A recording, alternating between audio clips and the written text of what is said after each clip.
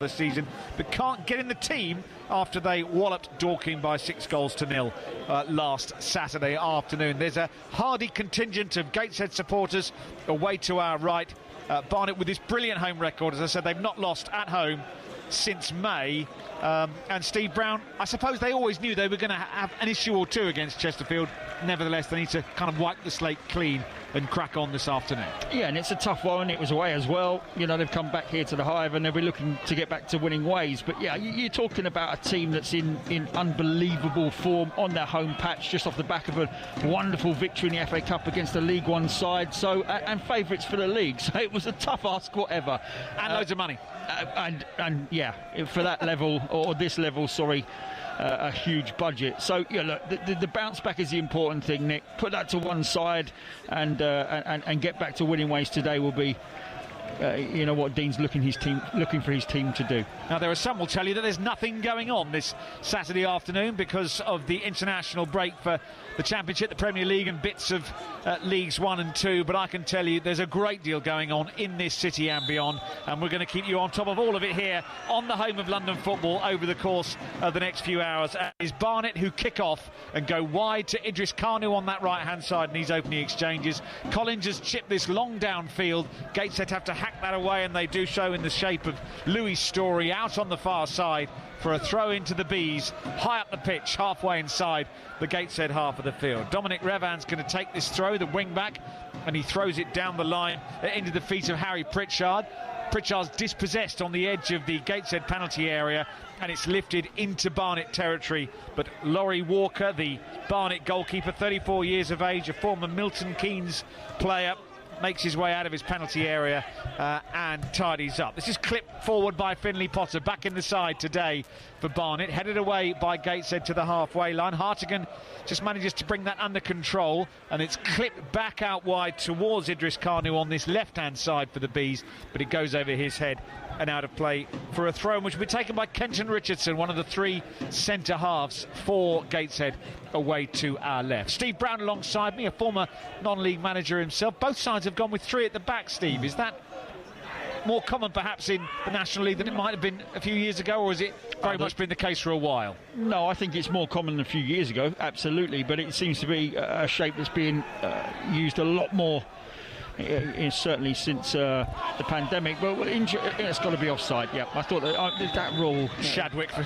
Gateshead. Yeah, that rule where he has to wait until he touches it. You know, that was a good 2 or 3 yards offside. We're right in line with that. So we're also 3 rows back, Steve. So we can hear everything you're saying as well, which is interesting. Yeah, and pitch level, which is not advantageous as a summariser or commentator actually. But yeah, back three has become a bit on vogue, and both sides adopted it. In front of that back three, it's slightly different in terms of setup, but what I can say is in these opening exchanges is need the team really getting the ball down at this moment in time. It's pretty much not making a mistake, and as I said, we see one. Kanu driving forward, just plays it behind Kabamba. The Gateshead midfield gave it away, and Kanu all of a sudden had some space to run into through the middle of the field, but he chose the wrong pass for Nick Kabamba. It was behind him, and it goes back to Archie Mayer, who tries to play this out, and Barnet are pressing, and Kabamba's going to cut this into the penalty area, and Kanu hooks it over from about 6 yards. Well, that's 2 mistakes from Gateshead in the space of a minute or so. They made an awful mess of trying to play out from the back, and in the end Kabamba's cross found Kanu in a really dangerous position, but he wasn't facing goal, tried to hook it towards goal, and it sailed over 0-0.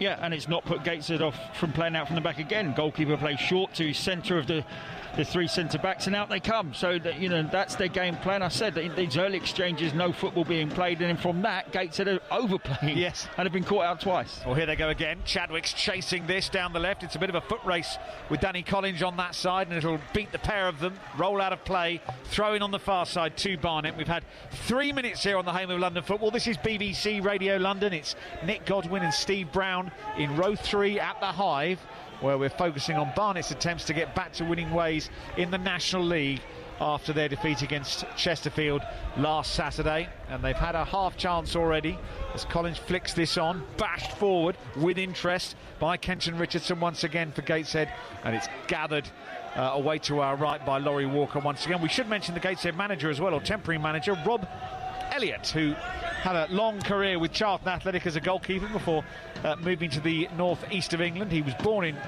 Greenwich, not too far from here. In fact, the other end of that very, very long trip on the Jubilee line that Steve Brown and I had. It goes a long way, the Jubilee line, doesn't it, if you're heading out to Cannons Park? I think that's my record today in terms of stations in one go.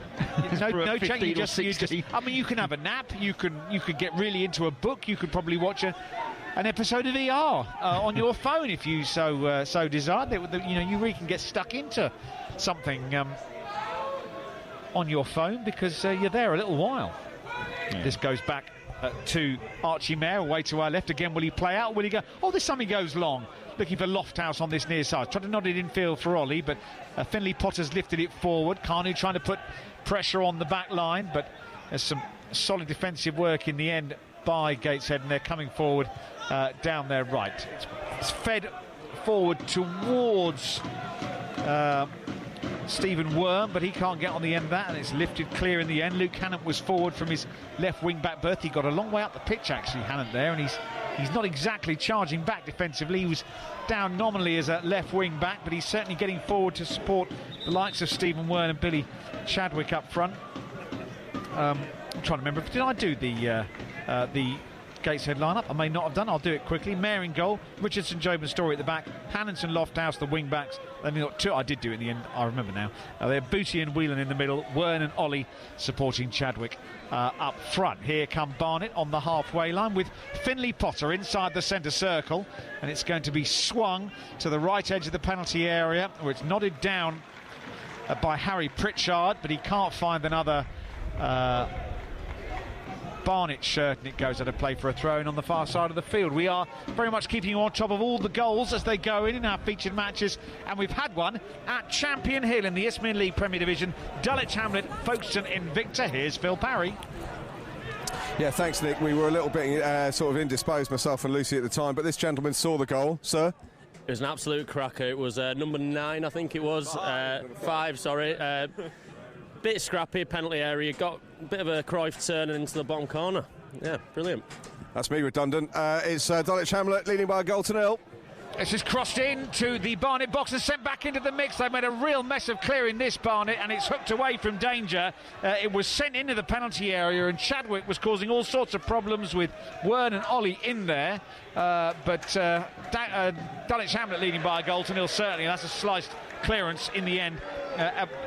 Out for a throw-in to Barnet on the far side. But what happened was Laurie Walker was forced to tip the ball away from his crossbar, Steve Brown. Yeah, it was just a ball into the middle of the box actually from Chadwick, and it just started drifting, I think, on the breeze, and certainly Laurie Walker grabbed his attention. He was backpedaling and he had to push it wide. He didn't really get it clear though, and that allowed Gateshead to maintain the pressure. They're just starting to get hold of the ball and keep hold of the ball. Like I said, they've got depth and width once they're in possession. Every now and again they're guilty of turning it over, as they have just done. Carnot down the left tries to burst forward, and it goes out of play for a corner to Barnet down this left-hand side. We'll go to Stamford Bridge in a second, where we are fairly certain that Emily Herbert's actually seen a goal go in. Maybe there was a souvlaki pitta bread being consumed instead, or a halloumi burger, or one of the splendid offerings at Dulwich Hamlet that Phil and Lucy have been telling us all about over the course of the build-up to our 3 o'clock kickoffs. Here's the corner. We will go to Stamford Bridge in a second. We'll just watch this corner be swung in by Coker. It goes towards the far post, where Kabamba tries to get up for it. Nodded back into the mix. Pritchard tries to shoot, but he kicks fresh air, and it's cleared away towards the halfway line. Let's go to the WSL then in Stamford Bridge, and Emily Herbert. It's Chelsea 5, Liverpool 1. It's from number 6, Nuskin. All the work from Canyard getting through into the box for Nuskin just to tap in. A Chelsea thrashing this afternoon. It's Chelsea 5, Liverpool 1. Carney's been fouled on the edge of the Gateshead penalty area. Free kick to Barnet down their left. This must be maybe 7 or 8 yards outside the box. Carney's getting up a little mournfully. Coming across to deal with this is Anthony Hartigan. He, I think, is going to take it, possibly, or Ben Coker, one or the other. But the big units have been sent forward from the back, including Finlay Potter in there. Yeah, and it's Danny Collins, actually, number 4, who's been a very good goal threat for Barnet. 6 goals this season already. he was bypassed on that last set piece, so maybe they're just queuing it up for later on. He drives across the middle of the box, does Collins. Is he in there now? He is, isn't he? There, yeah, back post at the moment. Yeah, they're all kind of loitering. There he is, and this doesn't find him. It finds Potter, though, into the box. Flicks it on. It's headed away as far as Kanu wants some time to bring it down. He can't. It's a real scramble, and this has gone out of play for another corner to Barnet. They're second in relatively quick succession. We've had 9 minutes. It's 0-0. Yeah, and it's very hectic, isn't it? You know, there's some in terms of how they're spreading when they're in possession. Both teams spread, have depth and width, but when the ball gets played into somebody, it's very, very hectic. Lots of players around the ball at all times.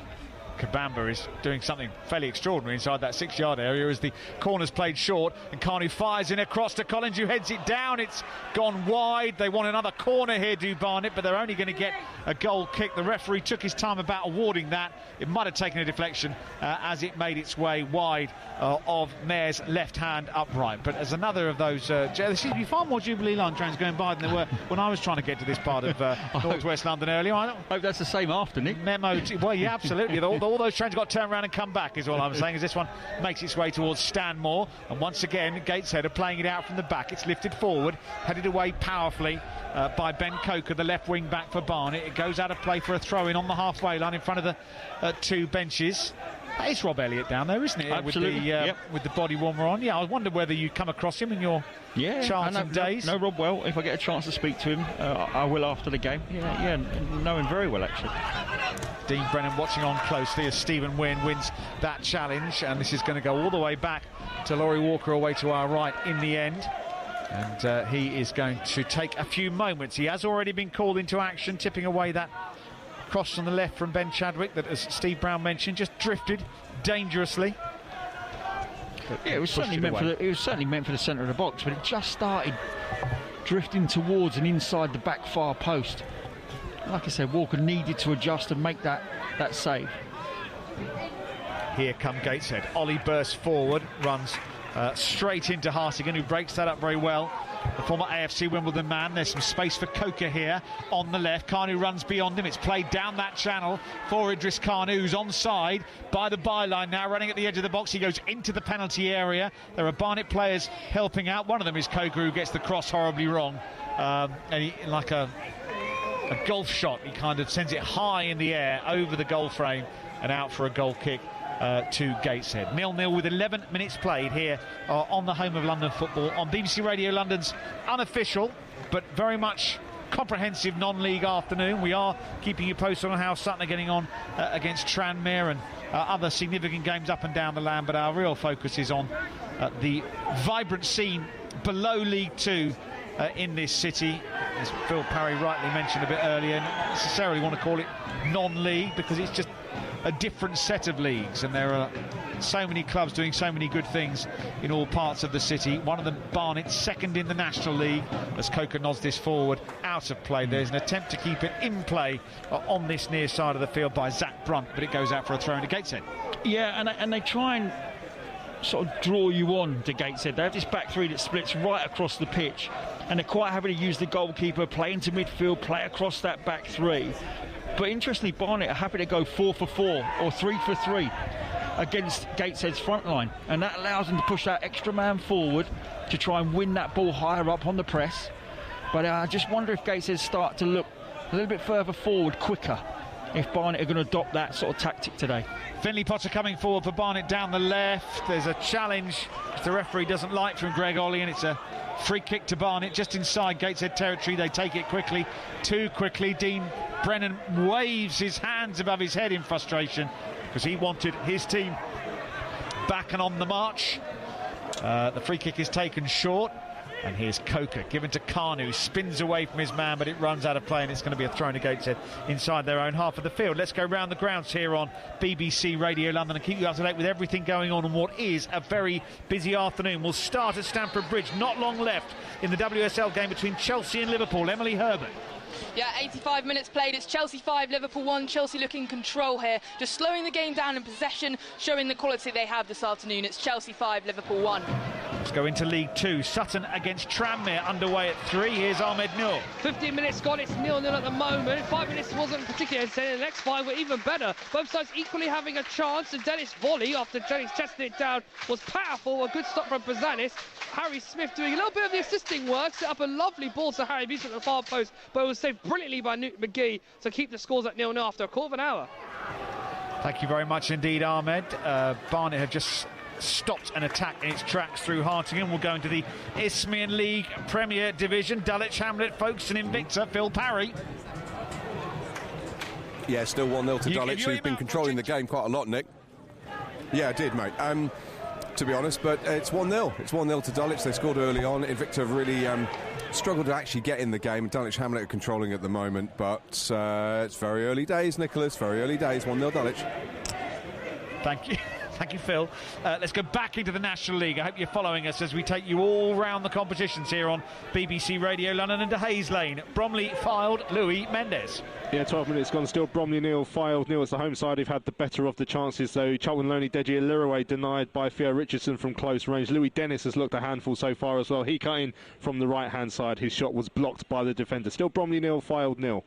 We're taking you round the leagues. We're also taking you round the country to FC Halifax Town against Wealdstone at the Shea Stadium. Josh Watt. Yeah, over 15 minutes gone here now. It's still Halifax Town 0, Wealdstone 0. The home side with the better of the chances early on. A shot from the edge of the area. Looks like it would be a bit difficult for Marcus Dewhurst. However, he managed to gather the ball well, made the save, and so it remains after a quarter of an hour, Halifax Town 0, Wealdstone 0. Here come Gateshead down the left. Greg Ollie's cross is blocked. It's going to come back on that side to Hannant, who's going to try and get a cross in, and we've got news of a goal at Gander Green Lane. Let's bring in Ahmed again. Yeah, and it's not good news. Sutton United find themselves behind here against Tranmere Rovers, a 0-0. It was an own goal by Ben Goodliff. The ball works out to the right hand side. The diminutive winger Rob Apter, who's been causing trouble all the match so far, got round Joe Kizzy at left back again, drilled the ball across the near post. Goodliff slid across to try and stop it, but only found the ball diverted into his own net. Not a good start for Sutton. A goal down here after 16 minutes. Agbra next, Kidderminster Harriers, Dagenham and Redbridge, Mark Taylor. 0-0 after 18 minutes. The Daggers keeper Elliot Justham has had to save from Bailey Hobson when he was played in down the channel. Kidderminster are asking most of the questions. Kidderminster 0, Dagenham and Redbridge 0. We've also got to focus on the second round of the FA Trophy this afternoon, and we'll go to Silver Jubilee Park, where Hendon are taking on Eastbourne Borough. Stuart Smith. Well, we had a bit of excitement just a minute ago. A penalty awarded when the visitors' Eastbourne Borough striker Fletcher Holman into the penalty area, went over a lazy leg. Referee gave a soft penalty, taken by the number 11, Dakari Sharif. Put it to the goalkeeper's left, but there was Matt Kirby in the Hendon goal to push it wide and save the day. It's Hendon 0, Eastbourne Borough 0. Third corner of the game to Barnet down their left-hand side here, still 0-0. Carney's cross was headed away. They've now taken this corner short, and Carney's trying to burst into the box once again. He's been held up, gets the ball back on the edge of the penalty area, faced by Ollie's running square, shrugs off two challengers. Potter guides it back to Hartigan on the halfway line. We're going to go to Bridge Avenue in a second. Stand by, Dave Victor. Carnu fancies shooting himself. It's a deflected effort, and it's gathered by the goalkeeper. To Hornchurch, Potter's Bar. Come in, Dave. Still goalless. It's the strugglers, Potter's Bar, though, that have been testing the league leaders. Two efforts, both from Isaac Coe. The first, a comfortable save from Joe White. Then, in the 17th minute, White diving low to his right to deny the visitors. It remains Hornchurch 0, Potter's Bar 0. And Cray Valley Paper Mills. Remember them, they're in action in the FA Trophy this afternoon against Hampton and Richmond, hoping to produce another upset. Jamie Reed's at this one for us.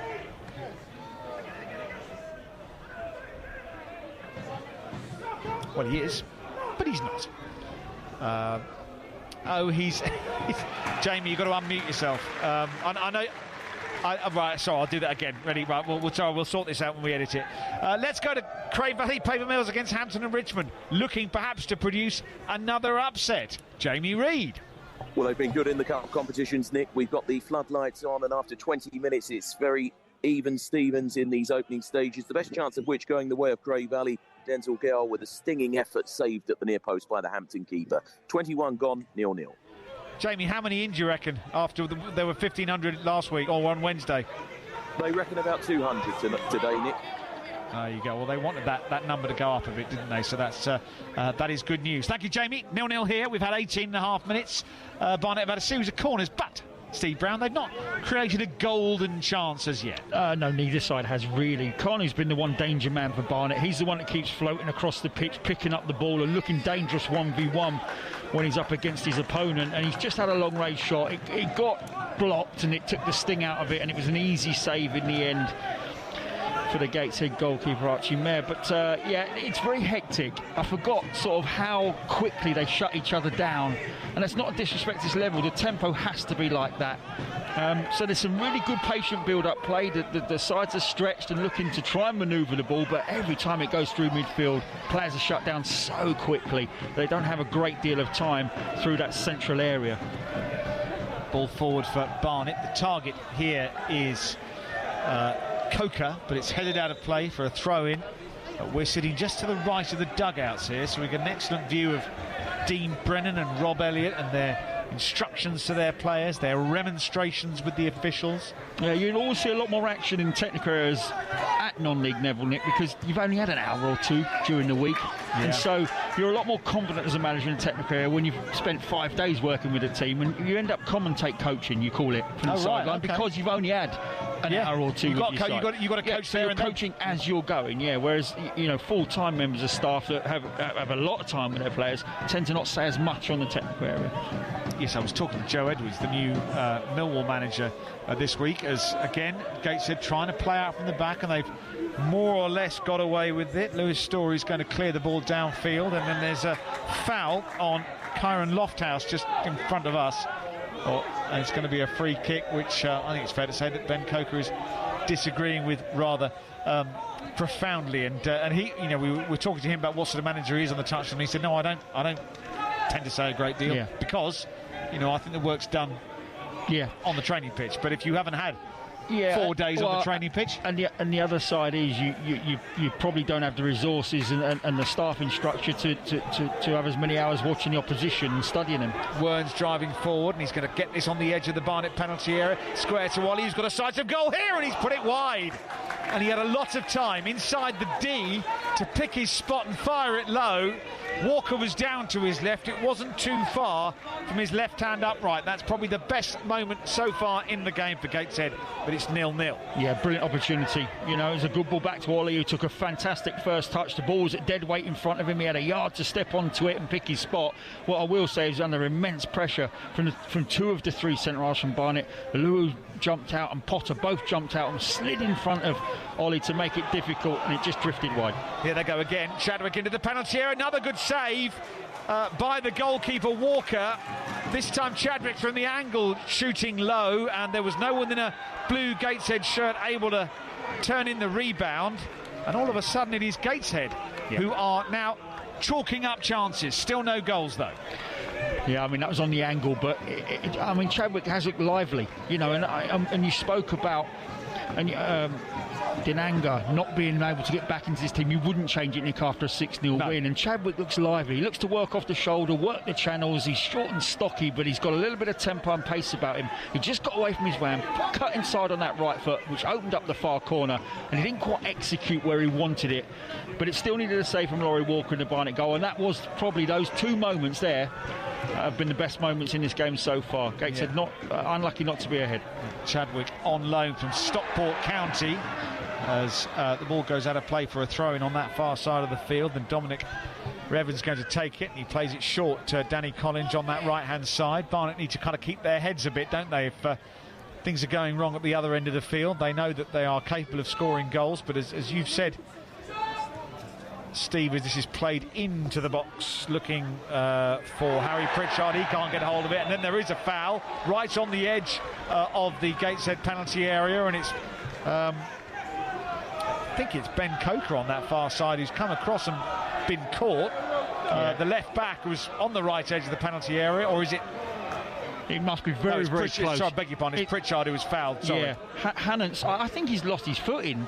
He was a bit unlucky, but in losing his footing, he took out Pritchard, and you can't not give a foul for that. But that looks very close. I know we're sort of ground level, but that only looks like it's half a yard outside the box. It's difficult to tell exactly. it's a free kick in a really good position here for Barnet, just on the edge of the penalty area. Kanu in the box, Kabamba, Pritchard, the far post. They've sent Dominic Revan as well. There are lots of options here as this is played in towards the near post. It's cleared away. A bit of a letdown that from a Barnet perspective. It goes back to the halfway line and the Bees will have another go. Still 0-0. Yeah, disappointing. You know, great position, left footer swinging it into a real dangerous area. Didn't beat the first man, too low, not enough power. Yeah, disappointing and a bit of a waste. Hartigan has tried to pick this up, but he can't do so. It's going to come to this near side of the field where Gateshead are going to try and bring this forward. Here's Lofthouse moving over the halfway line, moves inside Coker as well. He's run a really long way, Lofthouse, and he's still going. He's inside the penalty area. What a run! Hits the bar, comes out to the edge of the penalty area, and it's fired over the top. It'll be a corner. It took a deflection. How extraordinary from Kyran Lofthouse. He ran half the length of the field and had the presence of mind to fire the ball towards goal. It smacked off the face of the crossbar, and then the ball dropped to Luke Hannon, who was arriving, and he sent his shot deflected over the top. Corner. Well, I mean, they're very unlucky not to be in front of your Gateshead. That would have been a contender for goal of the season. That run from Lofthouse, in and out of players, weaving through 3 or 4, got it on his weaker foot, the left side, struck it, crossbar. Here's the corner. Sent high, goes over Lofthouse. It's going to come out to this near side. It's Hannon going to keep it in play. In fact, it's Whelan who collects it, feeds it down the channel. Here's Lofthouse once again. Well, he's going to be a threat from right wing back if he can do that sort of thing. They're going to keep a close eye on him. Here's Whelan once more from the centre of the midfield, tries to turn. Ollie helps it on, comes out to Booty, tremendously named footballer, hooked into the Barnet box, cleared away, and then there's a foul on Zach Brunt, and it's a free kick to Barnet on the edge of their own penalty area. But Gateshead have shown why they put 6 past Dorking last Saturday. Yeah, and it's got Barnet rattled because they're not really producing too much at the moment, Barnet. But the important thing is for Dean Brennan and his team is to stay in the game. It is still 0-0. They are being dominated, but just in that phase of play, all 10 outfielders behind the ball, deep into their own half, which suggests that Gateshead are truly on top at this moment in time. 0-0 though, and then there's a foul. Pritchard dumping Mamadou Job on his bonce, and it's going to be a free kick to Gateshead, and we'll go back to Cray Valley Paper Mills, where Jamie Reid has news of a goal in their game against Hampton and Richmond. Indeed, and it's gone against the home side, Nick. 28 minutes play, Cray Valley Paper Mill 0, Hampton and Richmond 1, and the goal coming on 24 minutes, Isaac Piplado with a close range finish after good work by Rob Hall. Thank you very much, Jamie. Cray Valley Paper Mill has got an excellent record in the league, and of course they've been brilliant in the FA Cup as well, so they are a team in form, but Hampton and Richmond are a couple of divisions above them, and they lead at the Badgers Sports Ground. Let's get full time in the WSL at Stamford Bridge. Chelsea-Liverpool is all over, and it was comprehensive, Emily Herman.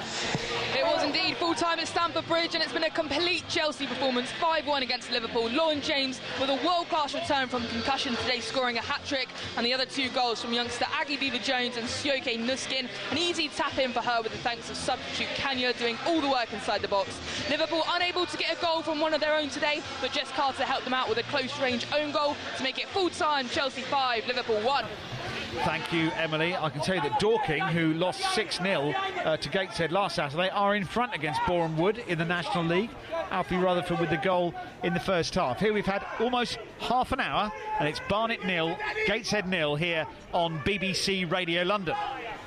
Going to be a throw-in on this near side, which Finlay Potter's going to take deep inside Barnet territory. They've been rattled, the Bees, by a couple of big chances for Gateshead in this first half, but they've not taken them, and they're coming forward once again. This is hacked away by Adebola Aluwo, the centre half for Barnet, and then it's hacked forward by Zach Brunt and steered all the way back to his own goalkeeper by Luke Hannon, the Gateshead left wing back. He's then gone very long. Aluwo heads it away for Barnet. Coker helps it on, trying to find Idris Kanu, who was such a threat in the opening 20 minutes or so, but he's been quieter recently. Ball forward for Gateshead that tries to cut the defence open, and Revan has had to come across from his right-sided berth to take that away from Billy Chadwick, who was rushing onto it, and clear. But now Ollie is bursting forward into the box. Chadwick takes it to the byline, turns it back across the face of the goal. Aluo with the block comes out to this near side of the field, and Richardson has crossed. It's flicked away by Aluo once again, and this is going to go out of play, is it? Or it'll be more out of luck than judgment. It's kept in play. I think that might have hit the corner flag and stayed in. This goes out of play for a goal kick. Now, we're going to go back to, goodness only knows what we're going back to, but we're going to go back to Dulwich Hamlet against Folkestone Invicta and find out what the very latest is from, well, someone, I expect. We've had 2 goals. We've just seen Folkestone Invicta score, but before that, Dulwich Hamlet scored. This gentleman's going to tell us what happened. Your name, sir? Tom. What happened with Dulwich Hamlet second? The goalkeeper parried the ball straight into the path of Danny Mills, who came flying in as he does, won the header.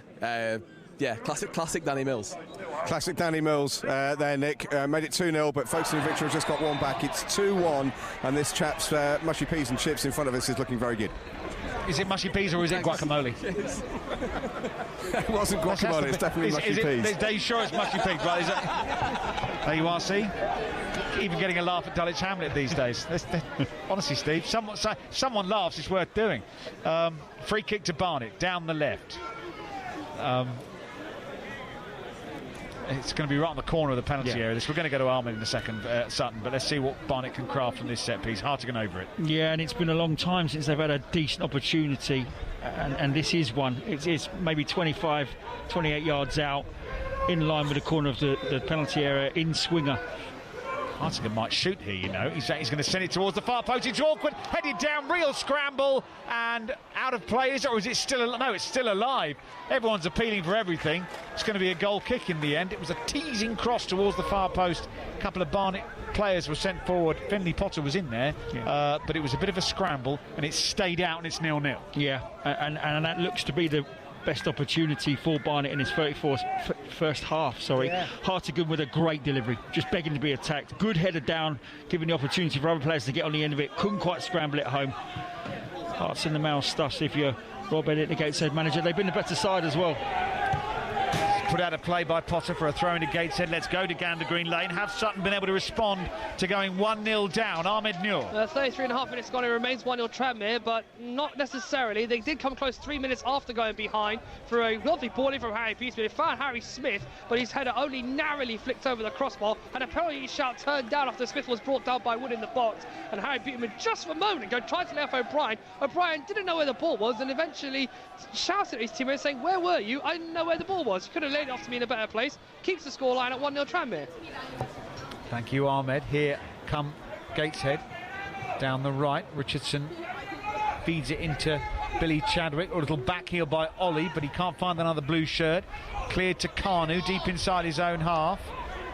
And then Aluo from the edge of his own penalty area is going to get Barnet moving forward again. Let's go to Hayes Lane, where Bromley are playing Fylde, and Louis Mendes is watching closely. Yeah, 29 minutes gone, still Bromley 0, Fylde 0. Pretty much one-way traffic, though, and the home side have just missed the best chance of the game as well. Louis Dennis's low cross. Corey Whiteley about 6 yards out, somehow lifting it over the crossbar. Still Bromley 0, Fylde 0.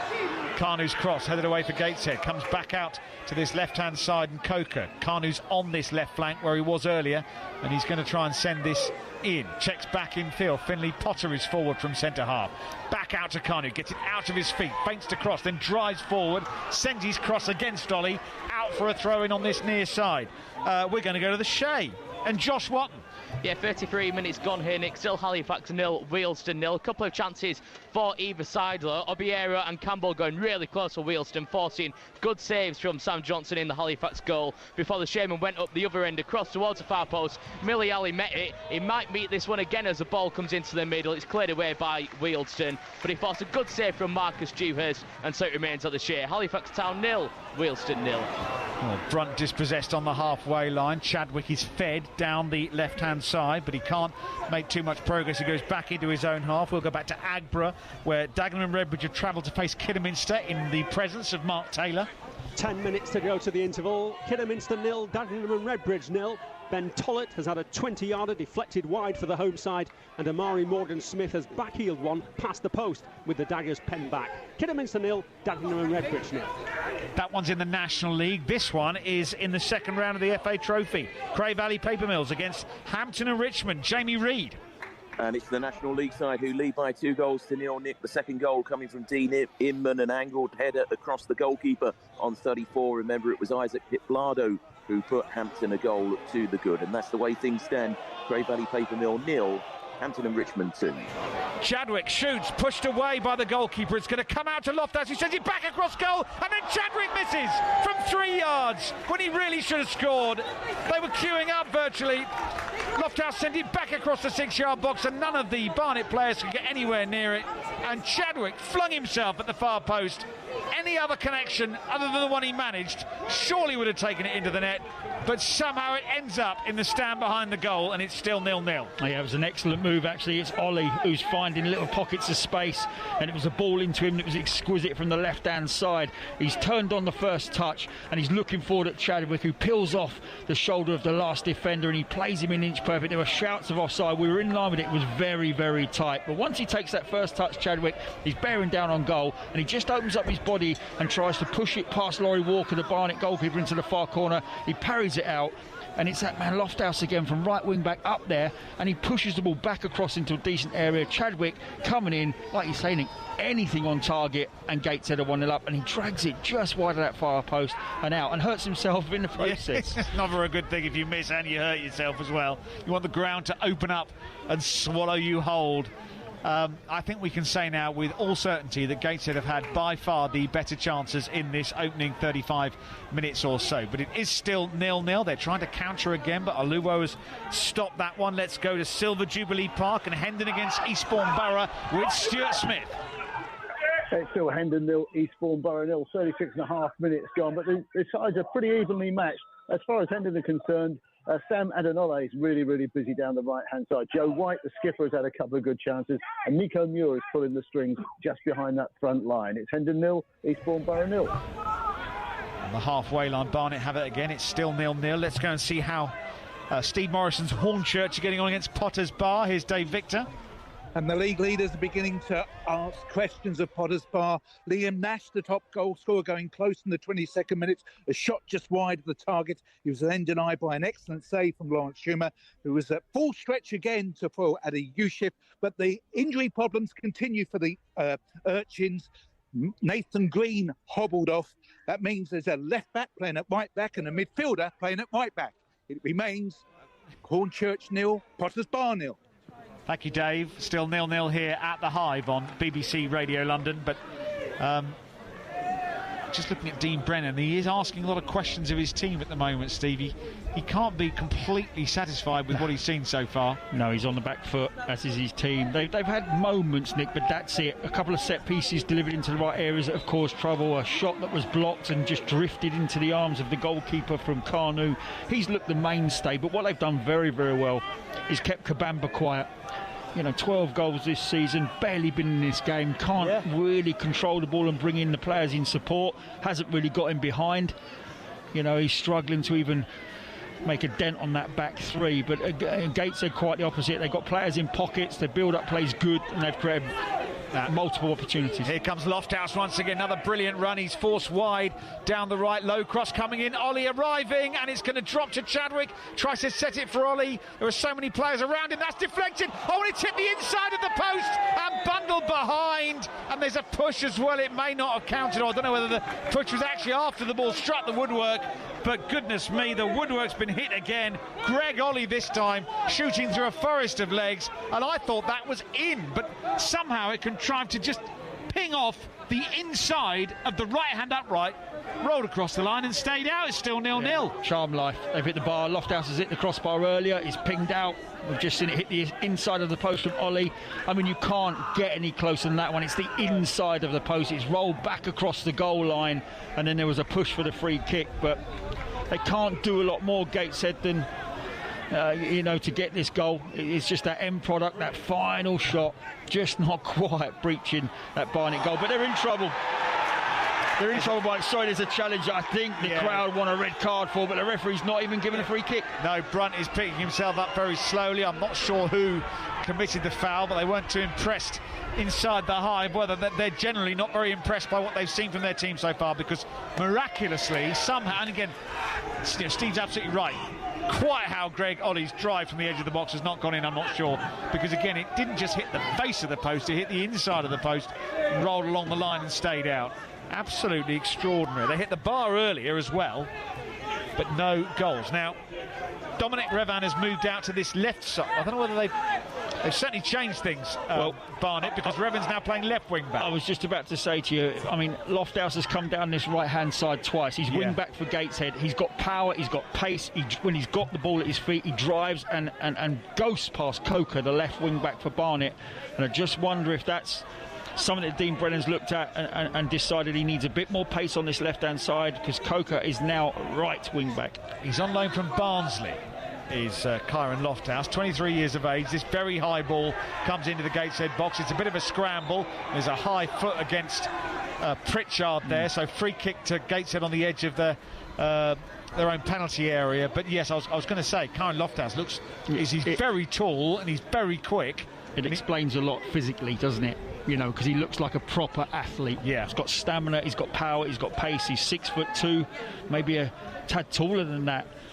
You know, and he's Dominic Revan's not short either, and he kind of towers over him. Yeah, and he was giving Coker a bit of a hard time. He was, if truth be told.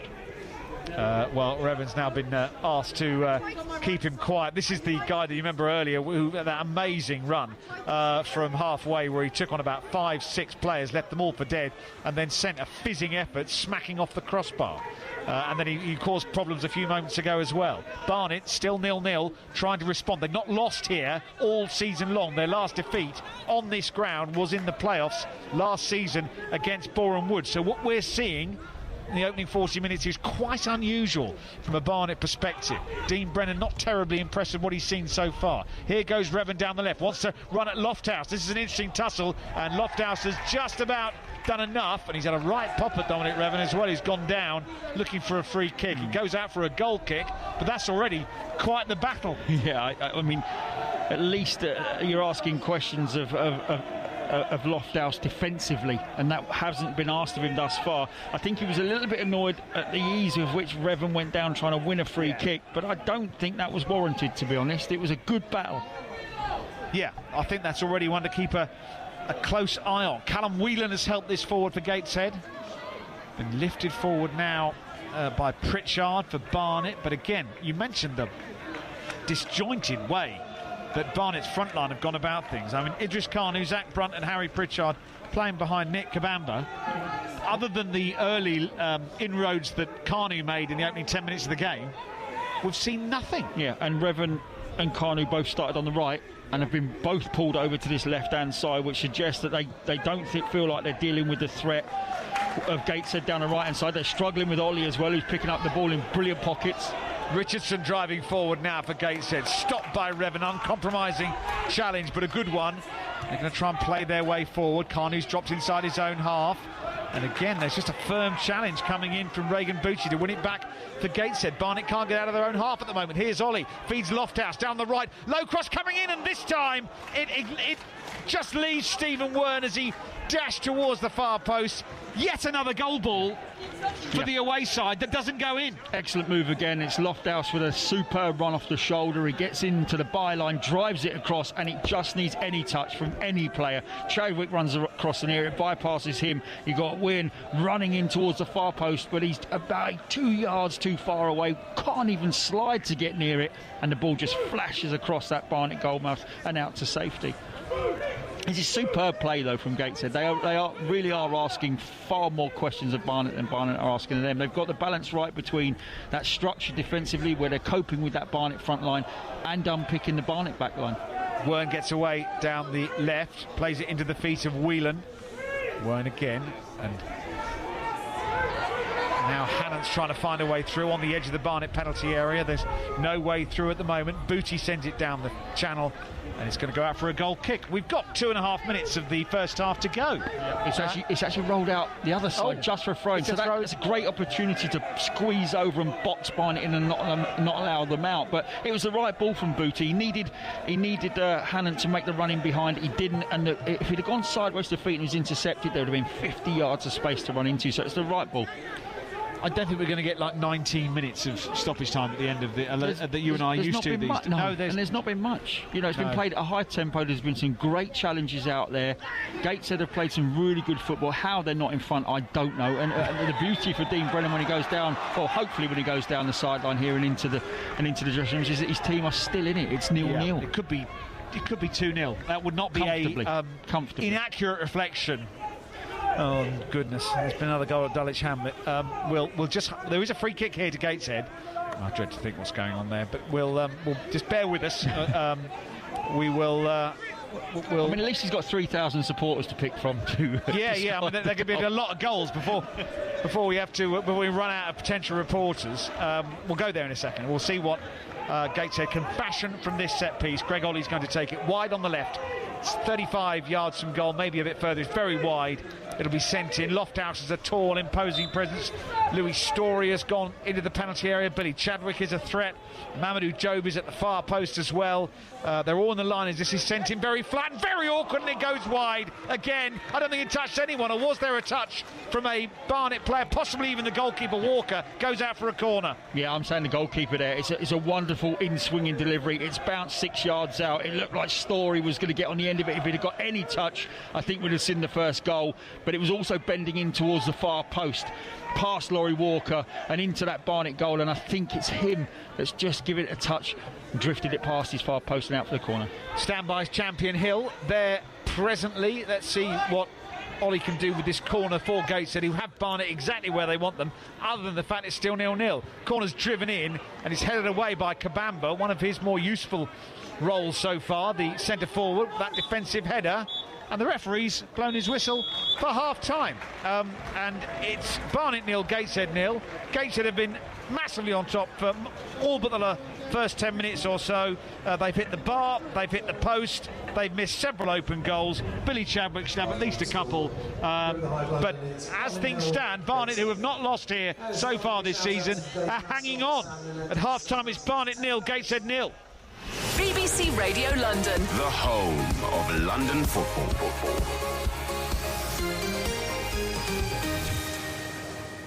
Thank you, Nick. Back with you and Steve Brown in a minute. We had another goal here at Champion Hill. You'll like this one, though, Nick. We've got someone with decorum and with status and stature to tell us about this one. It's the chairman. So, Mr. Chairman, tell us all about the third goal. Yeah, superb. Nervous 10 minutes, but 2-goal lead restored. Great ball down the right-hand side, cut across. Riley Scott on the penalty spot, curls it top left. Beautiful goal, 3-1. But there'll be more goals in this. Yeah, it's been really entertaining so far, hasn't it? Yeah, both sides are scoring this season, but they're both struggling to keep it out their own net. So, yeah, it's unlikely to finish 3-1, but let's hope we keep the points. I'll let you get back to your spot on the terrace. Thank you very much. Ben Clasper with us again. No doubt we'll hear from him again throughout the afternoon. There's been a goal as well at Agborough. Kidderminster Harriers against Dagenham and Redbridge. Mark Taylor. No, it's 0-0 here at half-time. Kidderminster 0, Dagenham and Redbridge 0. And so far, the Daggers have had little joy in an attacking sense. The home side went close in their first real attack. It was 3 against 2, and the Daggers keeper Elliot Justin saved well at the front post. Matt Preston then headed over the top following a Kidderminster corner. The Daggers have also had to survive a bit of a goalmouth scramble, which ended with a clever backheel from Amari Morgan-Smith, which drifted wide. Half-time, Kidderminster 0, Dagenham and Redbridge 0. There's been a goal, though, at the game for the Urchins and Potters Bar. Which way's it gone? Dave Victor.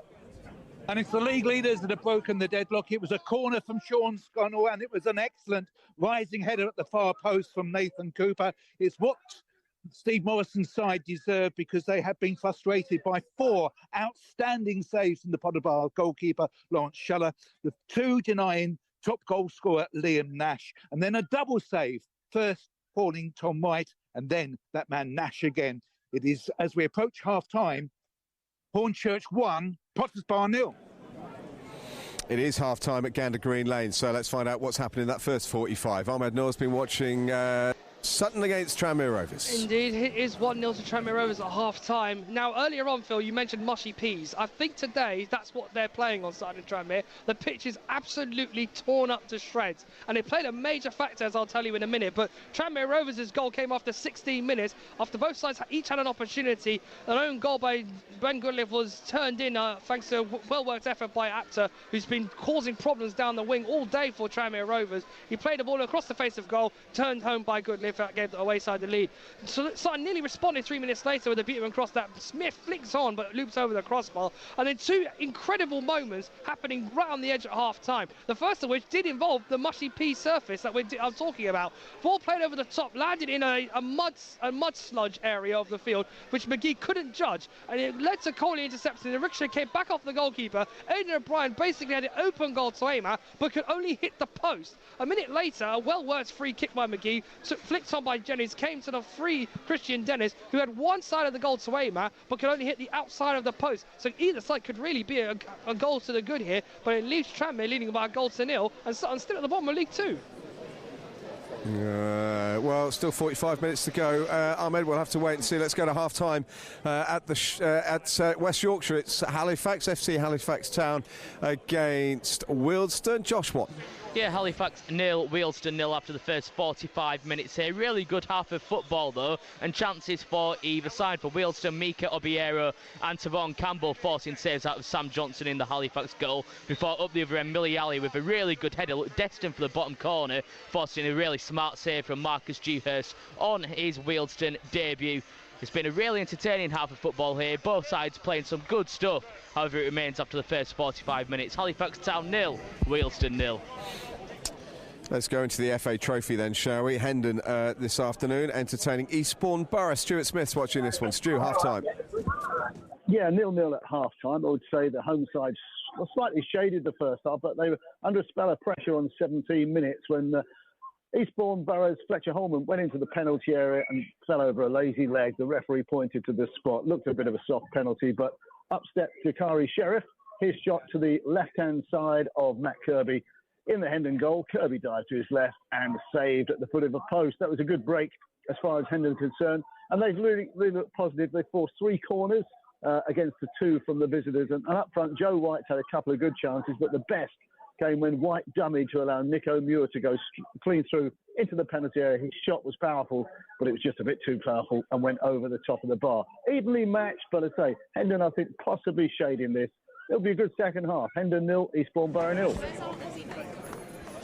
Let's go elsewhere then. Cray Valley Paper Mills at home to Hampton and Richmond elsewhere in the trophy today. Let's go to the Theatre of Reims. Jamie Reid.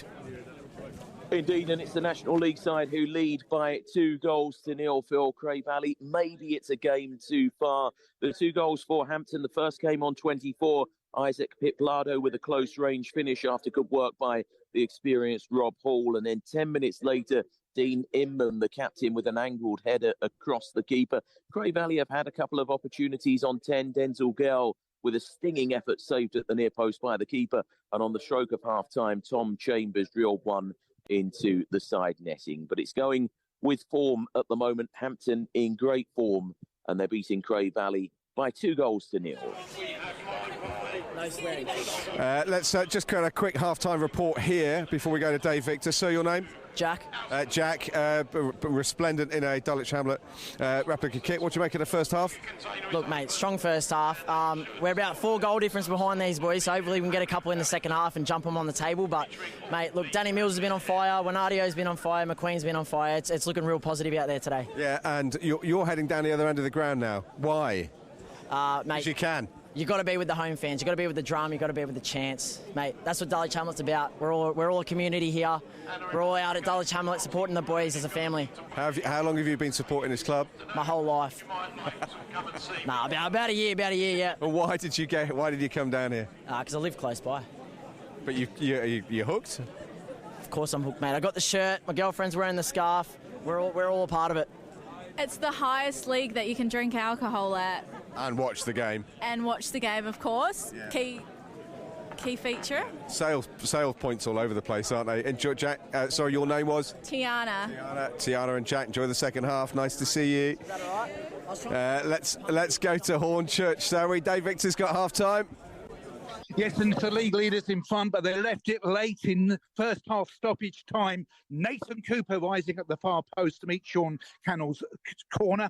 It was Potters Bar, despite the fact they're struggling at the wrong end of the table, that asked the early questions, and twice Isaac Coey tested goalkeeper Joe Wright. But at the other end, it was the Steve Morrison side that started to open up and force 4 excellent saves from the Potters Bar goalkeeper Lawrence Schaller. The first that denied Nash what would have been his 15th of the season. Then Yusuf forced an outstanding save from the visitors goalkeeper. We then saw a double save, the first denying Tom Wright, the second that one from Liam Nash. Half-time here, it is Hornchurch 1, Potters Bar 0. We're very popular here, Dave, at the moment. No, Lawrence not wants to give us a half-time, but he's doing it for his videos, for his socials as well, aren't you, Lawrence? What was your take on that first half? I thought it was a really, really good one, actually. We've had a few sort of difficult home games in recent weeks, but for Chambers to get the early goal, fantastic. Mills to follow up, even sort of better. And Riley Scott, really well kind of deserved. He's been really kind of working hard in recent weeks, playing better and better for the team. It's only half-time. There's a long way to go, as always, with Dulwich. But I think, let's see what can happen. And hopefully we can get the 3 points today. Last season wasn't a great season. This season's looking better? Yeah, a little bit. Obviously, had to reform the squad quite a bit. And good to see quite a lot of new players coming in. They're really starting to now settle, which is nice to see. So I think as we kind of move on, we'll start to see some better performances throughout the season. But 3 points today is the goal. Enjoy the second half. Our summariser at our main commentary match, Steve Brown's now quaking in his boots, mate, after your assessment of that first half. You're a bit worried. Are you cheaper than him? I don't know. All right, we'll work that one out silently. And Chris, who was hanging up all the banners, he's already talked to us. He's going. Let's go to Louis Mendes watching Bromley against Fylde in the National League. Half time for Louis. Yeah, half-time whistle's finally gone after a bit of an injury delay for Michael Cheek, but he's okay to carry on. The score at half-time is Bromley 0, Fylde 0. I'm not entirely sure how it is. Bromley have been absolutely dominant in this, have created chance after chance. The goalkeeper for the visitors, Theo Richardson, has been overworked, if anything, made a couple of decent saves. Louis Dennis has warmed his palms from the edge of the area. The best 2 chances, though, certainly for the home side. Dennis's low cross lifted over by Corey Whiteley 6 yards out. That was on 26 minutes. And just beyond the half-hour mark, Callum Reynolds, who's looked to threat from set pieces, saw a close-range header tipped over by the Fylde goalkeeper. The Coasters haven't offered a great deal at the other end of the pitch. Half-time, it's Bromley 0, Fylde 0. Thank you very much, Louis. Little Spider-Man's just having a run in front of us. I have to say, Lucy, little Spider-Man, who's only about 3 or 4, is possibly one of the only people not holding a beverage of some description that involves hops. And thankfully he's not. Yes. I did actually see a child being offered a taste of wine earlier. Yeah, this is really the place to be today. Extraordinary, absolutely extraordinary. I'll tell you who's missing out on this, but he will be loving where he is today, is our very own Guy Swindles, who is a man who occasionally... But, I mean, his tastes are very high level. Yeah, the finest tastes. He's at the Stoop this afternoon, aren't you, Guy Swindles? You're absolutely right, having finally dined on some fish and chips, which was very good, and drinking water, excellent. Obviously. Do you know what we had? We had, what was it, Luce? Souvlaki with some chips in a bun. Oh, I like the sound of that. Nice veggie version. Yeah. It was very nice, Mr. Swindles. Yeah, but you are at the Stoop, where they do have a fine array of eateries as well, I have to say. The last couple of times I've been there, it's been down to one of the stalls down there. It's been lovely. Let's talk about the rugby, shall we? Because you've got a big game coming your way. Quins against Sarries. Quins have made a very good start to the season. Lost the first game narrowly, but since then have been imperious. Sarries started slowly. The big boys are all back. They don't like each other in many respects. There's some rivalry with the clubs because of what happened in the past. Lots of players who know each other from international form. Lots of respect between the two. And maybe stylistically some differences as well. This could be an absolute cracker, Guy. It could be. And you're right about the history, because the Saracens team came out on the pitch and it's just finished. But immediately they were greeted with money, money, money by ABBA. So you can see where perhaps a little historical rivalry has come from. As for the two teams, Well, this is set up to be one of the best London derbies in recent years. Quins, you're right, they've lost 1 game of 5 this year, and that was by a single point to Gloucester. Saracens, having got hammered in their first match, lost their first 2, have just regained their top form over the last 3 matches as the players have arrived back from the World Cup. Not entirely coincidental. And this afternoon we have fascinating matchups all over the pitch. It's Ollie Smith against Owen Farrell, the future possibly of England against the present and maybe past as far as fly halves are concerned. And just to show how strong Saracens are at the moment, on the bench is one Ben Earl, who was probably England's best player in the World Cup, but can only make the bench in this Saracens side. Yeah, amazing. And we heard Danny Kerr earlier talking about Joe Marler and 200 up in the Premiership as well. And if I mean, not all of what he does is less, shall we say, sweetness and light, Joe Marler, but he's certainly a character, and he's a massive influence at Harlequins. Oh, he is, for England and Harlequins, when you think how the semi-final changed when he was substituted. And for him to have played the thick end of 100 matches for England and also 200 Premiership matches for his team Harlequins is just extraordinary. So Joe Marler, it'll be fascinating today because he and Will Collier up against Mako Vinapola and Marco Riccioni. Jamie George and Jack Walker also making up the 2 front rows. So it's going to be England against England matchups in so many places, including that front row, so or international at the very least. So this match has just been sold out for weeks and weeks and weeks, and you can see why. It is a massive game, not just for London, as this is the derby weekend in rugby's Premiership, but also as far as the title could be concerned. Sale got a flyer last night, but if Quins can beat Saracens, they go above them. And if Saracens can beat Quins, they go level with Quins. So everything to play for, despite it being the early stages of the season. Amazing. Guy, back with you before kick-off, 5:30 there. Let's go back to the Hive. Our second half about to get off and underway, I think, at Barnet against Gateshead. Steve Brown is there. Brownie, just your thoughts on rugby. I know you like to get your comments in regards to Joe Marler. 200 games in the Premiership, 100 games almost for England. At prop, Steve, at prop, just tell us how hard that is. Oh, it's a tough one, Phil, and he's done ever so well to reach those numbers. I hope he has a good game today. Deserves it, and I think Harlequins will win that one, if I'm honest, and they'll put the pressure on, and I think they go above Sale Sharks, don't they, if they win today, I think. So, yes, they do. Yeah. They do. And it will be a good evening all round if he can manage that. He'll have a nice glass of wine tonight, I'm sure.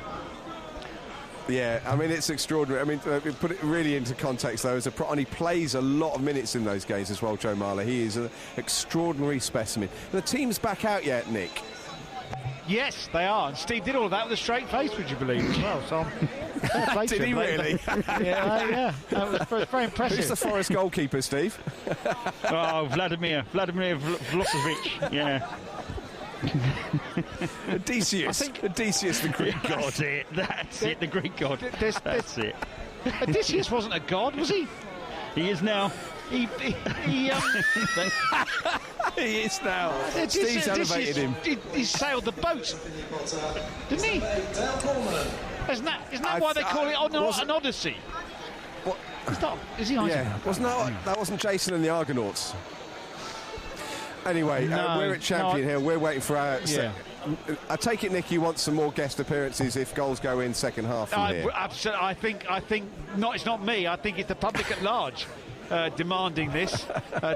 There's Dale Gorman's come on for. Yeah, well, there are. Well, there has to be a lot of goals before you start running out of people, because I understand your match is very well attended, but you continue to have a good time down at Champion Hill, Phil, because it does sound like it's an awful lot of fun with all the food and the drink. It does sound like something out of a Greek play, actually, to be perfectly honest with you, with the odd exception. And we're back underway here at the Hive, and Barnet have made a change, and Dale Gorman has come on for Barnet at half-time, and I think he's come on for Pritchard, maybe.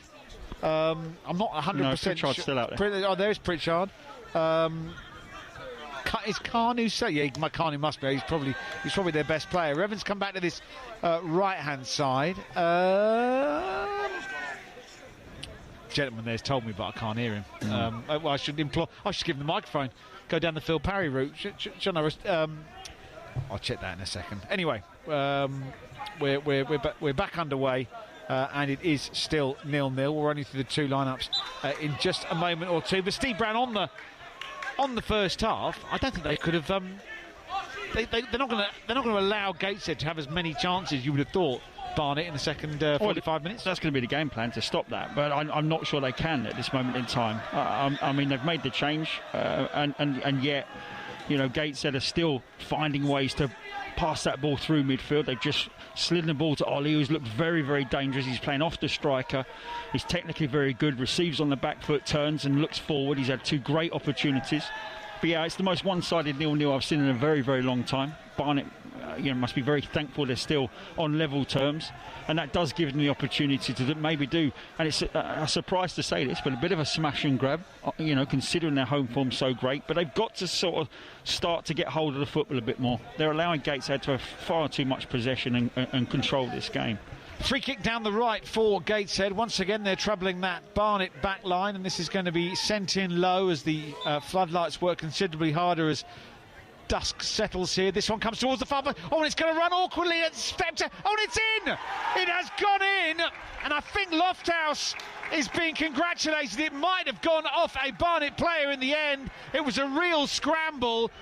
Wern is also getting congratulations. Did it come off him last? Lofthouse was celebrating. I think he sent the ball in initially, and then it cannoned into the net. It was a horrible mess for Barnet at the start of this second half.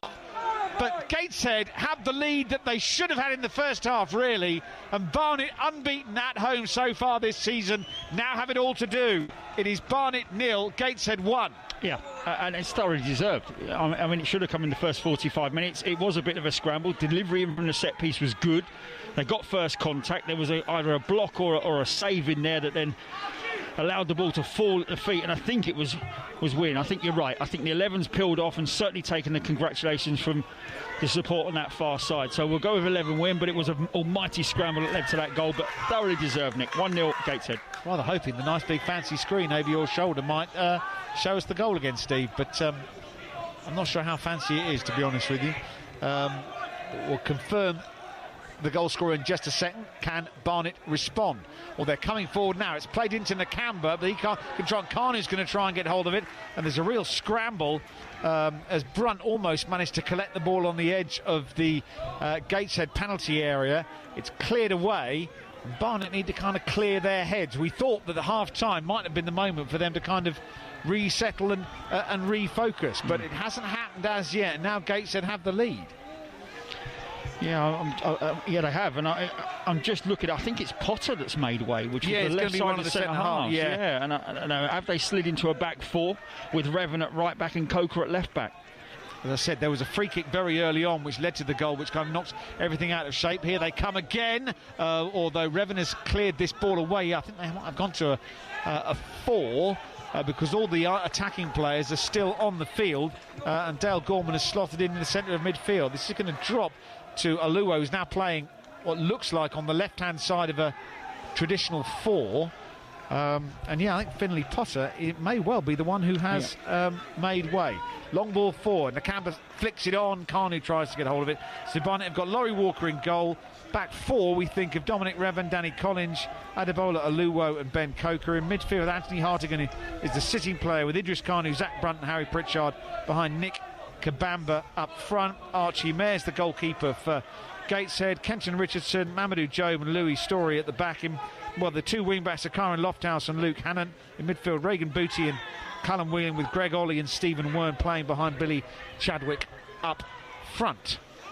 And this goes all the way back to Mayer, who might have taken it out of play for a corner and has done. The assistant referee on this near side looking along the line. It was Stephen Wern who has scored it, Steve, so you spotted that. Congratulations to you. You win the prize, and that has put Gateshead in front, but Barnet have earned a corner. Certainly wasn't an easy one to spot because there were so many players inside that 6-yard box, but that was a risky header back that didn't quite make it. It was Richardson who tried to cushion it back to his goalkeeper Mayer, and he couldn't keep it in, so we've got a corner for Barnet. But this is, synonymous with what Dean Brennan does do. He doesn't, he puts more pressure on And that's what we're seeing his Barnet side do.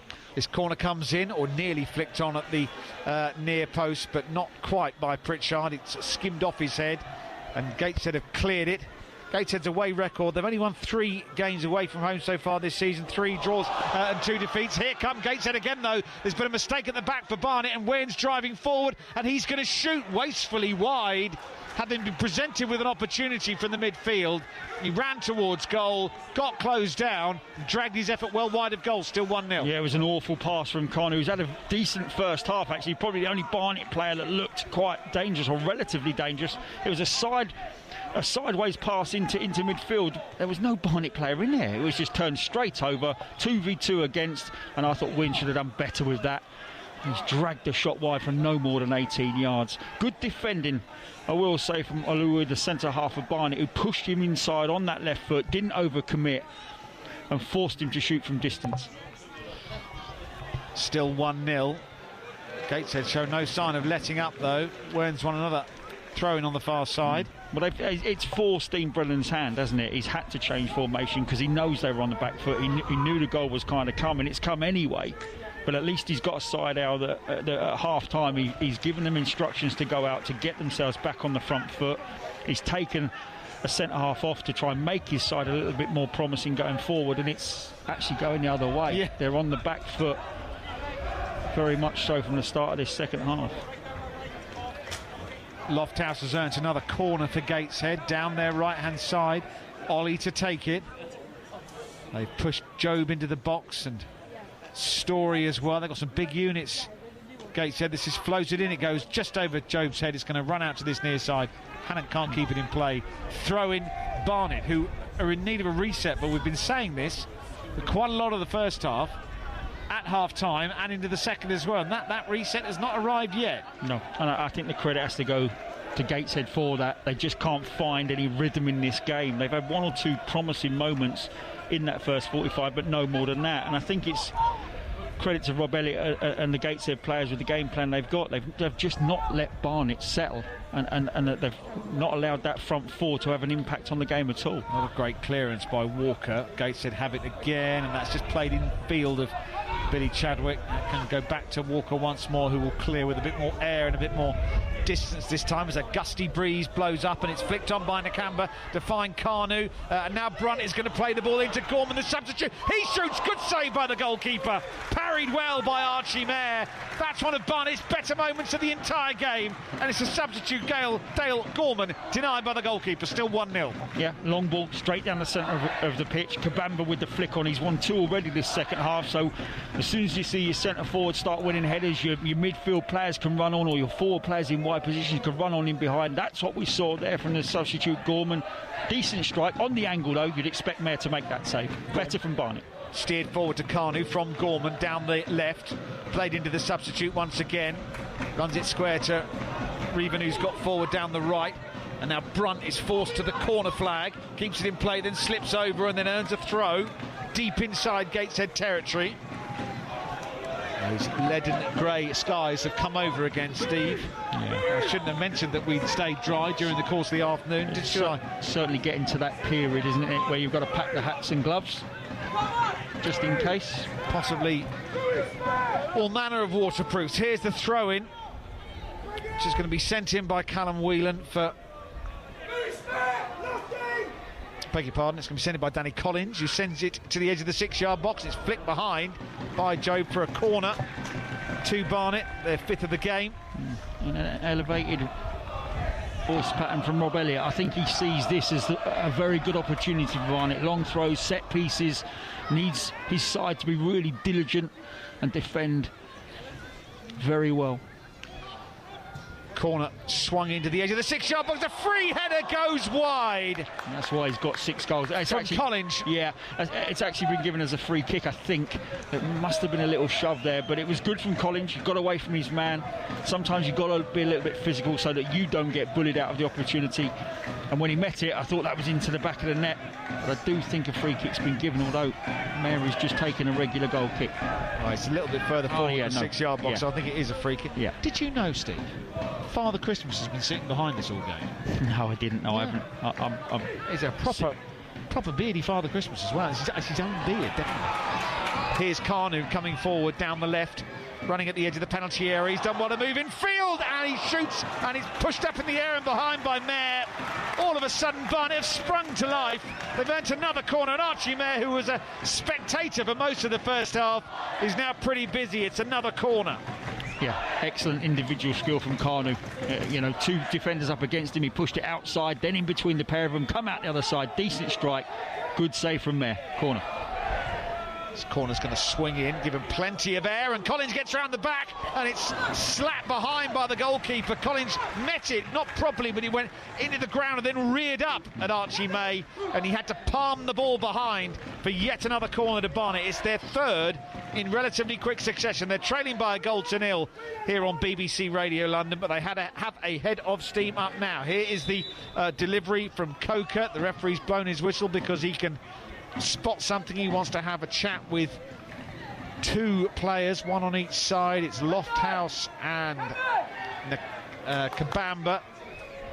Yeah, certainly this last 3 or 4 minutes has grabbed the attention of the staff at Gateshead. They're both at the edge of the technical area. They're both screaming out instructions. They know this is a very good period for Barnet.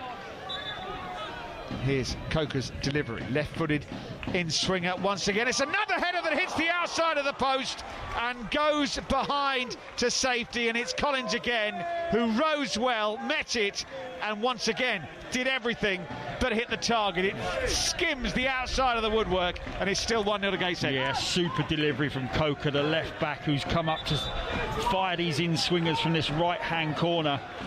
Collins is such a threat from set pieces. I mean, he is the main target, whether he goes spins around the back or he drives across the front. He is the main target, but he's so dangerous.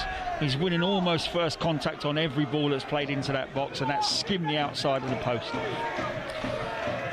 It's 1-0 to Gateshead. How is Sutton getting on against Tranmere? Ahmed Noor. 58 minutes here. It's still 1-0 Tranmere. Fairly uneventful second half here with the only real moments of the game. And O'Brien shot ricochet blocked by Davis. Looked goal-bound, but it was good defending from the Tranmere defender. They're playing on a really poor surface at the moment, which you've seen a lot of rain in the last couple of days. It's certainly making it harder for Sutton to play their football today. It's making sure that Tranmere, though, can defend a lot better in the second half. It's still 1-0 to them coming up to the hour. Still 1-0 here. That is a free kick on the halfway line. Let's go to Hayes Lane and Louis Mendes. Yeah, still Bromley nil, Fylde nil. We're only 5 minutes into the second half after a bit of a delayed first half. Not really picked up the momentum that they had in that first period, Bromley. I think we've seen more of the ball for the Coasters in this second half than we did in the entire first 45. Yet to carve out a chance, though. It's still Bromley nil, Fylde nil. Carnu persisting wide on the left. Now here's Coker. Barnet playing high up the pitch at the moment. Gateshead defending this 1-0 lead, getting behind the ball at every opportunity. Here's Danny Collins, who had that chance a little bit earlier. Lifts it into the box, and, well, it goes out of play for a goal kick. Zach Brunt was stretching for that on that side of the field. It's Pritchard, actually, who was trying to get on the end of it to turn it back into the danger zone. Couldn't make contact. Goal kick. Let's go to the Shea. FC Halifax Town playing Wealdstone. Josh Watt. Yeah, 58 minutes on the clock. It's still Halifax Town 0, Wealdstone 0. The first half hasn't been too dissimilar, or the second half hasn't been too dissimilar than the first one. Chances at either end. Alakayev firing an effort just past the post for Wealdstone, so it remains here at the Shea. Halifax Town 0, Wealdstone 0. Here come Gateshead on the counter-attack. It's a lovely ball forward, played to Chadwick, who's going to try and send it into the box. Collins tidies up. It's cleared by Laurie Walker, and we'll get to Agbra and Mark Taylor. Just past the hour mark here. It's still Kidderminster 0, Dagenham and Redbridge 0. The Daggers have been more adventurous since the break, but are struggling to create chances. Kidderminster 0, Dagenham and Redbridge 0. Let's go to Phil Parry and a cast of thousands, literally, at Dulwich Hamlet. Yes, that is, but it's me at this moment in time. I'll bring in Lucia Lever, actually. It's still 3-1 to Dulwich Hamlet, who've been making more of the running again in this second half, Nick. But the chairman, Lou, said that maybe more goals in this game. We've seen a yellow card for a nasty tackle. Yes, there's been some tackles flying in left, right and centre. There is full-blooded in this game so far, and as the lights dim, I think we could be in for more action. 3-1 Dulwich. Thank you very much, Stuart Smith, watching Hendon Eastbourne Borough.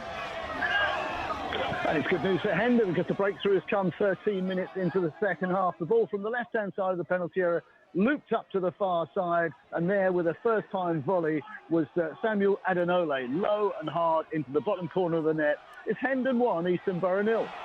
And Dave Victor is watching Hornchurch against Potter's Bar at Bridge Avenue. And the league leaders have a penalty. It was foul that was made by Richie Hallis on the substitute, Kanyaka Henry, and it's a penalty kick to the Urchins, who went desperately close to double their advantage shortly after the restart. A fierce scramble from a scunnered corner. Nash and Scott both denied. It is Hornchurch 1, Potters Bar 0. And a goal at the Badgers Sports Ground for Jamie Reid. Indeed, and it's Grey Valley Paper Mills 0, Hampton and Richmond 3. Next to a third goal in this second half, and it was scored by George Hunt. He drilled past the goalkeeper, a nice composed finish as the goalkeeper came towards him. A crowd of 205 watching on, and it's the National League side who hold all the aces. Thank you very much indeed, Jamie. I think Louis Story has been booked, has been told to change his shirt, and has got blood spewing from his nose. So he's had an interesting few moments for Gateshead, who still lead 1-0. Coker's back defending his own corner flag, and he sent that against Lofthouse, and it goes out for a throw. Yeah, he went up for a challenge with Kabamba, and the referee didn't deem anything untoward from that challenge, but it was clear that Louis Story had taken a bash across the nose. His nose was bleeding, something was said, and he got branded a yellow card, and he's still not back on the pitch. So it's a little bit unfair, I think, on Gateshead. Oh, that clearance by Job only just finds a Gateshead player, and it's cleared away by the goalkeeper in the end. Chadwick helps it on. Barnet are going to win it back. Story is now got more cotton wool shoved up his nostrils. He's had to change his shirt as Brunt bursts into the penalty area, still going. Oh, and then he's fouled the Gateshead defender as he tried to get past him. It was Hannon who was fouled. Free kick to Gateshead. Yeah, so Louis Story on a yellow card has now come back onto the field with 2 bits of cotton wool shoved up his nostrils and a new shirt, rather randomly, the number 48 shirt, which is not his. He was wearing 6, but the shirt number 6 was covered in blood, so they've had to get the spare, or one of the number of spares, I would imagine, and the spare that's been called upon is number 48. Looks a couple of sizes tighter as well, I've got to be honest. It does, doesn't it? Yes. That's going to restrict the blood flow, isn't it? Maybe that's part of the plan, stop his nose bleeding. Ball forward for Gateshead. Hannon can't get hold of it. It's going to drop to Pritchard, who sends it back into his own penalty area. The goalkeeper can't pick that up, so he hacks it clear. It's pretty scruffy out there at the moment, Steve, isn't it? Which I suppose plays into what Gateshead want. Well, I just think it was a good response from Barnet after going a goal behind, and Gateshead were pretty dominant for the first 5 or 10 minutes this second half, and it had to turn around. Barnet have made it, I think, a little bit more scrappy in terms of getting the ball forward quicker, and they're working a lot harder. Kanu in particular down that left-hand side has come back to life. Kabamba's come back to life. He's starting to win a few headers.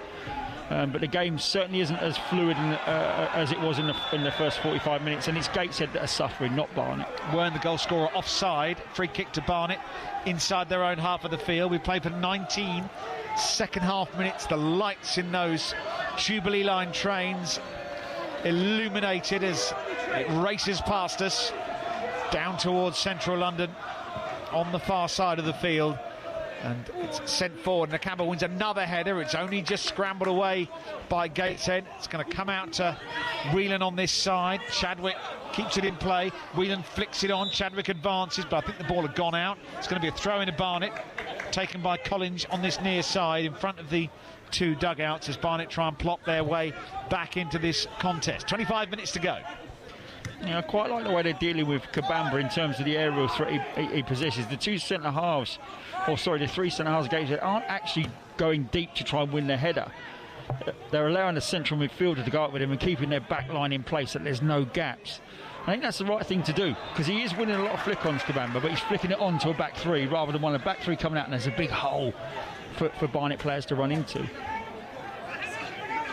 can hear Dean Brennan expressing some frustration with a free kick that they've given away inside the Gateshead half of the field. An opportunity for Gateshead to just kind of shut the game down. They've only won 2 of the last 6 games, Gateshead. As I said, one of them was that 6-0 victory last Saturday. I mean, that would explain why Rob Elliott's probably in temporary charge. They've obviously moved the manager on. They probably weren't in particularly good form, and he stepped into the shoes, or unless he's moved on, to a better job. I'm not entirely sure, but Rob's caretaker manager. and that win would have boosted his chances last week.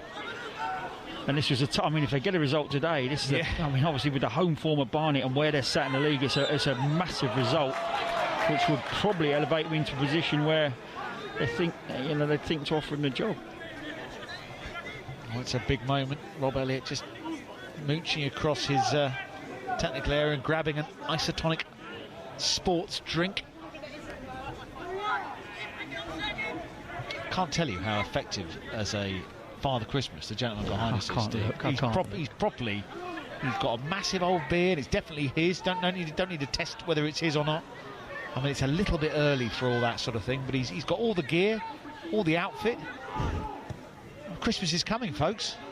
Here come Gateshead. Lofthouse down the right, running at the edge of the penalty area, wants to play it positively forward. There's a shout for handball, not given, comes out to Werney, can't control it, lifted away by Hartigan for Barnet. They look a threat down this right side once again. Here's Lofthouse driving at the touchline, does want to burst into the penalty, cuts it back, and Wern steers in. Number 2 for Gateshead. They've doubled their lead. It's Lofthouse doing the damage down the right once again, and he cut it back, and Wern's steaming in. This was a much cleaner strike, beats Walker and leaves Barnet in a massive hole. They've not lost at home all season, but they trail Gateshead here by 2-0. Yeah. And it's that combination again, isn't it? Lofthouse beating Coker for pace, for power, drives to the byline, and it's an intelligent ball back. Wynn's taken up a great spot about 10 yards out. Lofthouse has one little look, cuts it back to him, and it's a decent finish. Right foot, crisp, low and hard, past Walker in the Barnet goal. And it was a good response from Barnet, but you can't argue against Gateshead being the better team here and deserving this lead. Dean Brennan standing still on the edge of his technical at the moment, having a look at his subs warming up. And he looks a little bit put out. Probably wasn't expecting this from Gateshead. You know, like you said, 3 wins away from home, I think, up to this point. Not in great form. But with a fantastic win last week against Dorking, who have been known to letting goals at times. Their manager won't have taken too kindly to that. I think they've had a good response today. I think they were leading, but he probably wasn't expecting this level of performance at Gateshead, coupled with the fact that I don't think his side's been on top form today. No, Kabamba just shrugged off it there. He won the header, and then you'd expect him to do something with that, and the flag goes up against Chadwick. We should remember that Gateshead's leading goal scorer, Marcus Denanga's on the bench. 14 goals so far this season. Yeah. Can't get in the team, and you can see why. Yeah, I mean, they've created a plethora of opportunities today, Gateshead, and they're working so hard. If you take Chadwick and the work he does off the shoulder, you've got 2 players off of him as well, in Ollie and Wynn, that are so bright, so lively.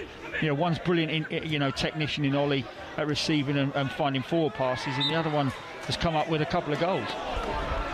Well, the referee, I think, really should have played the advantage there, as Gorman was caught 35 yards from goal. He played it wide to Dominic Revan on that side, but the ref decided to blow his whistle. We're going to go to Bridge Avenue in a second. Let's see what Barnet can do from this set piece. It's on the right.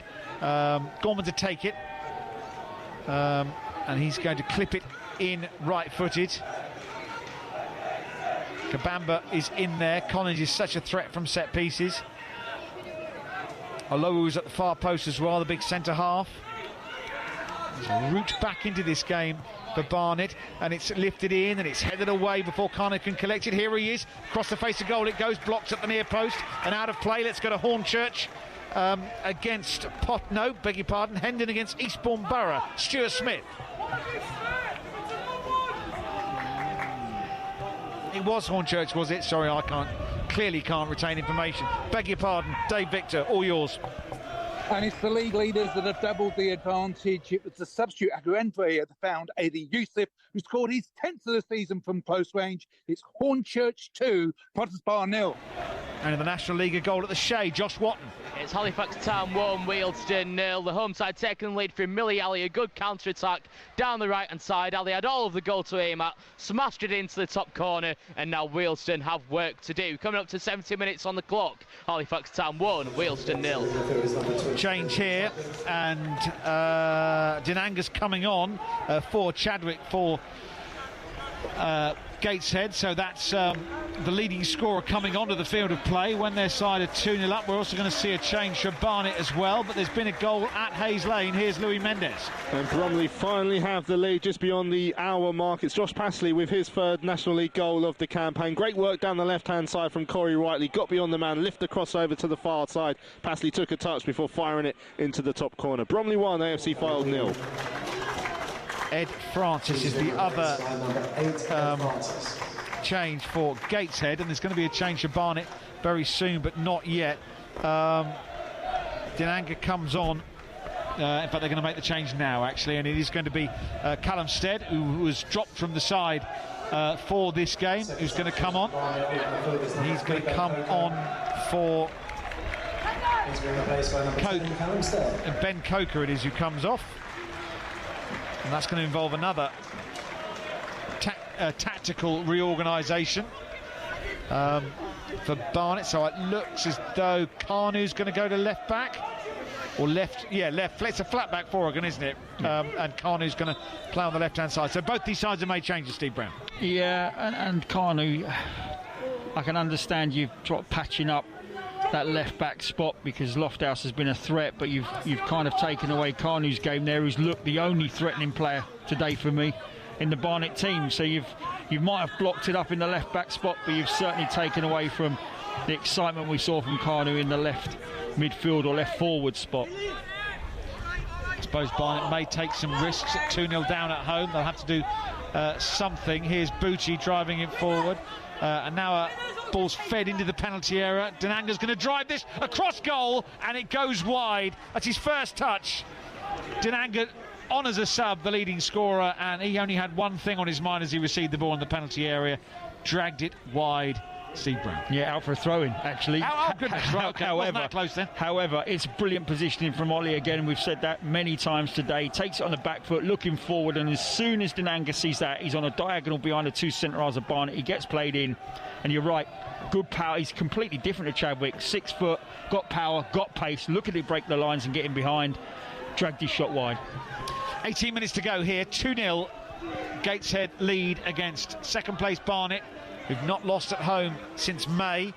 Let's go around the grounds and catch up with events elsewhere. In League 2, Sutton against Tranmere is being watched by Ahmed Noor. With 17 minutes to go, it remains 1-0 here. Sutton really are struggling to mask anything remotely convincing on the Tranmere goal. The nearest that they came to such an opportunity was another Smith header, which was more or less close to the goal, but didn't threat McGee in the end. Sutton have run the changes. I brought on Mari Patrick to try and help the attack, while defensive changes for Nigel Atkins as he keeps this 1-0 lead assured for Tranmere Rovers. We have only 17 minutes to go. Let's go to Agbra and Mark Taylor with the latest. 75 minutes gone. It's still 0-0 here at Kidderminster, although Jake Hessenthaler was narrowly off target with a header for the Daggers. Kidderminster 0, Dagenham and Redbridge 0. We'll go to the FA Trophy second round, shall we? Hornchurch, Potters Bar, a goal for Dave Victor. And it's the Eastern League leaders that have grabbed a third. It was a half volley from Tom Scunner, which went in off the post. It is Hornchurch 3, Potters Bar 0. And to Dulwich Hamlet, our next destination, reporter's name, TBC. Yes, your name, sir, is? Stephen. Stephen is one of the volunteers here, Nick. Dulwich Hamlet still leading 3-1. What have you made of the second half, Stephen? Dulwich have most of the play. It all seems to be down the other end, which is good. Another goal would be really nice, obviously. But for Dulwich to be 3-1 up at half-time is good in itself. We've seen some spicy tackles and one headed clearance off the line just a couple of minutes ago, but it is still, Nick, Dulwich Hamlet 3, Folkestone and Victor 1. Still 2-0 here to Gateshead. Barnet still desperately trying to get back into this. And they're coming down their right-hand side with Brunt, who's going to send an early ball into the Gateshead penalty area, cleared away. Brunt's going to nod this down. Bit of a scramble. Comes out to Stead, who's just come on. And then Hartigan will steer this wide to the left-hand side. Pritchard gives it to Khan, who still wants to run down that left flank. Sets it back to Pritchard, who combines with Kanu on the left. Kanu now cutting infield to the corner of the penalty area. They can't get it off him though, and he's deflected that effort wide. It's going to be a corner. Will go to Cray Valley Paper Mills and Jamie Reid. And it's going to be disappointment, FA Cup and FA Trophy disappointment in just a few days of each other for the Millers. Nick, they're 4-0 down now to Hampton with just under 15 minutes to go. George Nunn scoring the 4th goal on 75, steering one home from close range. They've been the better side and they deserve their place in the next round. Brunt's cross is headed away. Barnet still knocking on the door. You feel a goal at this point might well change things. This is headed away by Story, wearing 48. Blood still more or less pouring from his nose, although they've done very well to stem the tide. Stead's been penalised for a foul and a free kick and an opportunity for Gateshead to clear, and they ping this down the channel and Wayne's after it. The goalkeeper comes and gathers. Well done, Laurie Walker. And Dorking 1, Bournemouth 1 now in the National League. Bournemouth have equalised through Tom Whelan. Here come Barnet again. Kabamba just bundled off it so easily. Well, they're overplaying a little bit here, are Gateshead, but it's working for them, and they've run this clear to the halfway line, and Lowe has to slide in and make the challenge, thrown on this near side. Another change for Barnet coming up, and it's going to be Gary Hooper, a name that many will remember from his days at Celtic and Sheffield Wednesday and Norwich. Very, very experienced player at 35 these days. Hooper comes on and he's going to go and play as an extra striker. He was playing, Steve, for Olympiacos Nicosia until quite recently. So in the sunshine in Cyprus, but now on this fairly soggy November day. Not Olympiacos Nicosia. I thought it was, maybe it's called, it's Ammonia Nicosia. Yeah, why is it not? Why did I think it was Olympiacos Nicosia? I think there are two. I think there is a team called Olympia, but it's Ammonia. Right. Do you know what? It's still on Soccer Base. Oh, Nicosia. I put that in Olympiacos claim. It's good job Zavi's in my head to tell me when I got it wrong. Definitely Ammonia. Thank you very much indeed. Anyway, Gary, there's me trying to sound cleverer than I actually am. Gary Hooper's on. And a long ball forward is cleared away. Denanga tries to get hold of it. Kabamba flicks this on. It's going to drop to Revan on the edge of the Gateshead box. He shoots. It's blocked by Job. Comes back out to Revan. We're going to get a Stuart Smith in a second. Here's Gorman onto his left foot. That's a teasing cross. It's hooked away from danger by Story. Wen controls it. Steered away from danger. Ollie's now going to run this clear, and Denanga's going to run at it, and Alohu's with him. It's a good chase between these two. Out of play for a throw-in, and we're going to get some news from Hendon Eastbourne Borough and Stuart Smith. Yeah, 2-0 now to Hendon. Great work down the right-hand side by Adonole and into the penalty area. There was Muir to slot home a really classy goal. It's Hendon 2, Eastern Borough 0. Thanks, Stuart. It's a throw-in to Gateshead deep inside the Barnet half of the field. It'll be Luke Hannant who's going to take it. He's going to give this to Wean, who's on a hat-trick, we should remind everybody, but it's been one back here by Callum Stead. He wants to set Barnet moving forward again. Kanu deep inside his own half, rides 3 challenges. He's marauding all over the pitch here, Adrissa Kanu. And then he offloads to Collins on the halfway line, just down the right. Hartigan switches the play to the left-hand side now. Barnet just slowed down. They were coming forward with some purpose, but they had to bide their time. Gateshead leading 2-0, quite happy not to take too many risks. This is wide on the right to Revan. Tries to feed it forward for Gary Hooper, but can't find him. Collins just won it back. Still time left here. Well, what have we got? 11 minutes to go. Not that much time, actually.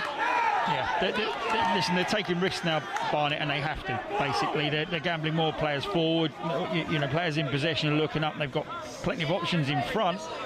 but that does leave them susceptible to the counter-attack, which we're seeing, and a little bit more quality from Gateshead, and there are opportunities. There was a brilliant 1v1 moment just a minute ago, Delanga breaking away, but Alua's got good pace there, and I can understand why Dean Brennan's happy for him to stay 1v1. He's very difficult to beat in those situations, but yeah, I think it's all or nothing now for Barnet. Take the risks, and if you get beat 3, you get beat. You know, they've got to try and find a way to get a goal back at the very least to make a game of this towards the end. Tom Allen's coming on for Stephen Wern, the man who scored the 2 goals for Gateshead, and we'll go to Cray Valley, Paper Mills and Jamie Reid.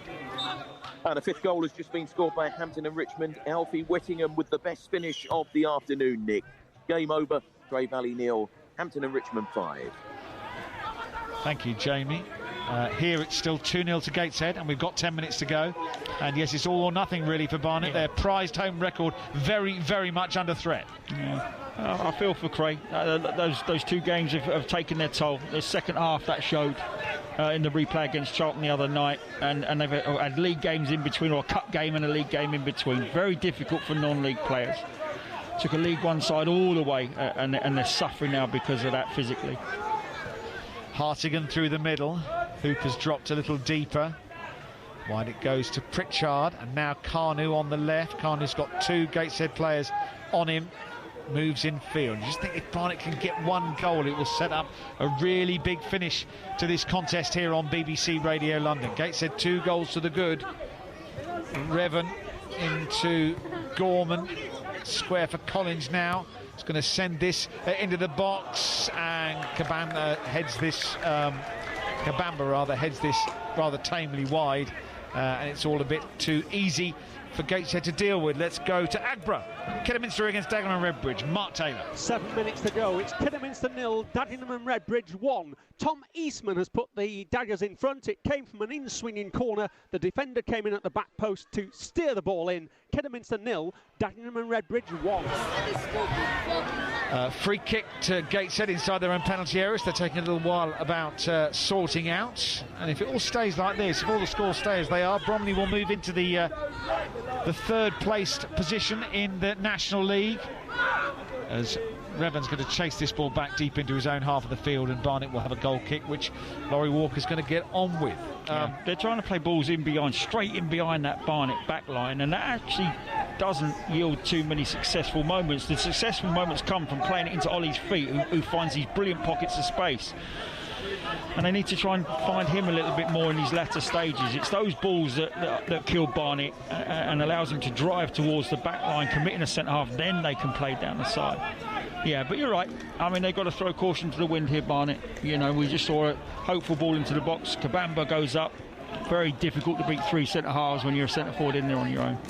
And he's very much looked alone, hasn't he, so far today? I mean, the main threat has been Carnu, you know, and they've pushed him to left back, and even though he's at left back, he's still trying to get forward when they're in possession. And he's looked the one for me that you know, has been the biggest threat. But the only period they've had really, Nick, has been that 10 minutes when they went behind. They looked really dangerous for about 10 minutes, and then Gateshead got their second and have sat behind in a pretty good shape, soaking up the pressure. Kabamba does bring this one down. It's wide to Carnu on the left-hand side. Got 6.5 minutes to go. Carnu, with Barnet 2-0 down, skips infield.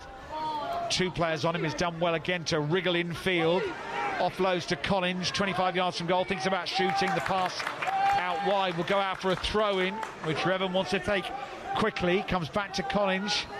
Barnet again have pushed up. Just Dinanga at the back, or the back forward for Gateshead. Revan on the right. Decides to go on the outside of his man, sends in across and cleared away. That header's not the best one from the substitute. The referee thought about giving a free kick, but has changed his mind. Collins plays the pass, can't find another Barnet shirt. Gateshead are going to clear. That was an opportunity for Danny Collins at the other end of the field. Dinanga's going to break forward. He's on his own, but he's got the ball and he's faced by Lowe, and he fires this in, and it's turned around the post by Walker. It's a corner to Gateshead, which is the last thing that Barnet needed. Absolutely, but you're going to get these moments. They're willing to go 1v1. I've said many times, Alua, who deals with that normally, you know, because of the pace that he possesses, can get back and if not win the first ball, he's quick enough to get across and apply pressure, and he's not bad 1v1. But on this occasion, the ball was inch perfect. He stretched and tried to win a header, couldn't, and that allowed Delanga to go through. he doesn't take more than 2 or 3 touches before he gets his shot away. He's desperate for a goal. Here's a corner, which is sent in, flicked towards goal. It's half cleared. They've still not got it away here, Barnet. And Denanga's going down, and that is going to be offside. So there's another goal that Cray Valley, Paper Mills and Jamie, have they gone for 6 twice in the space of a few days?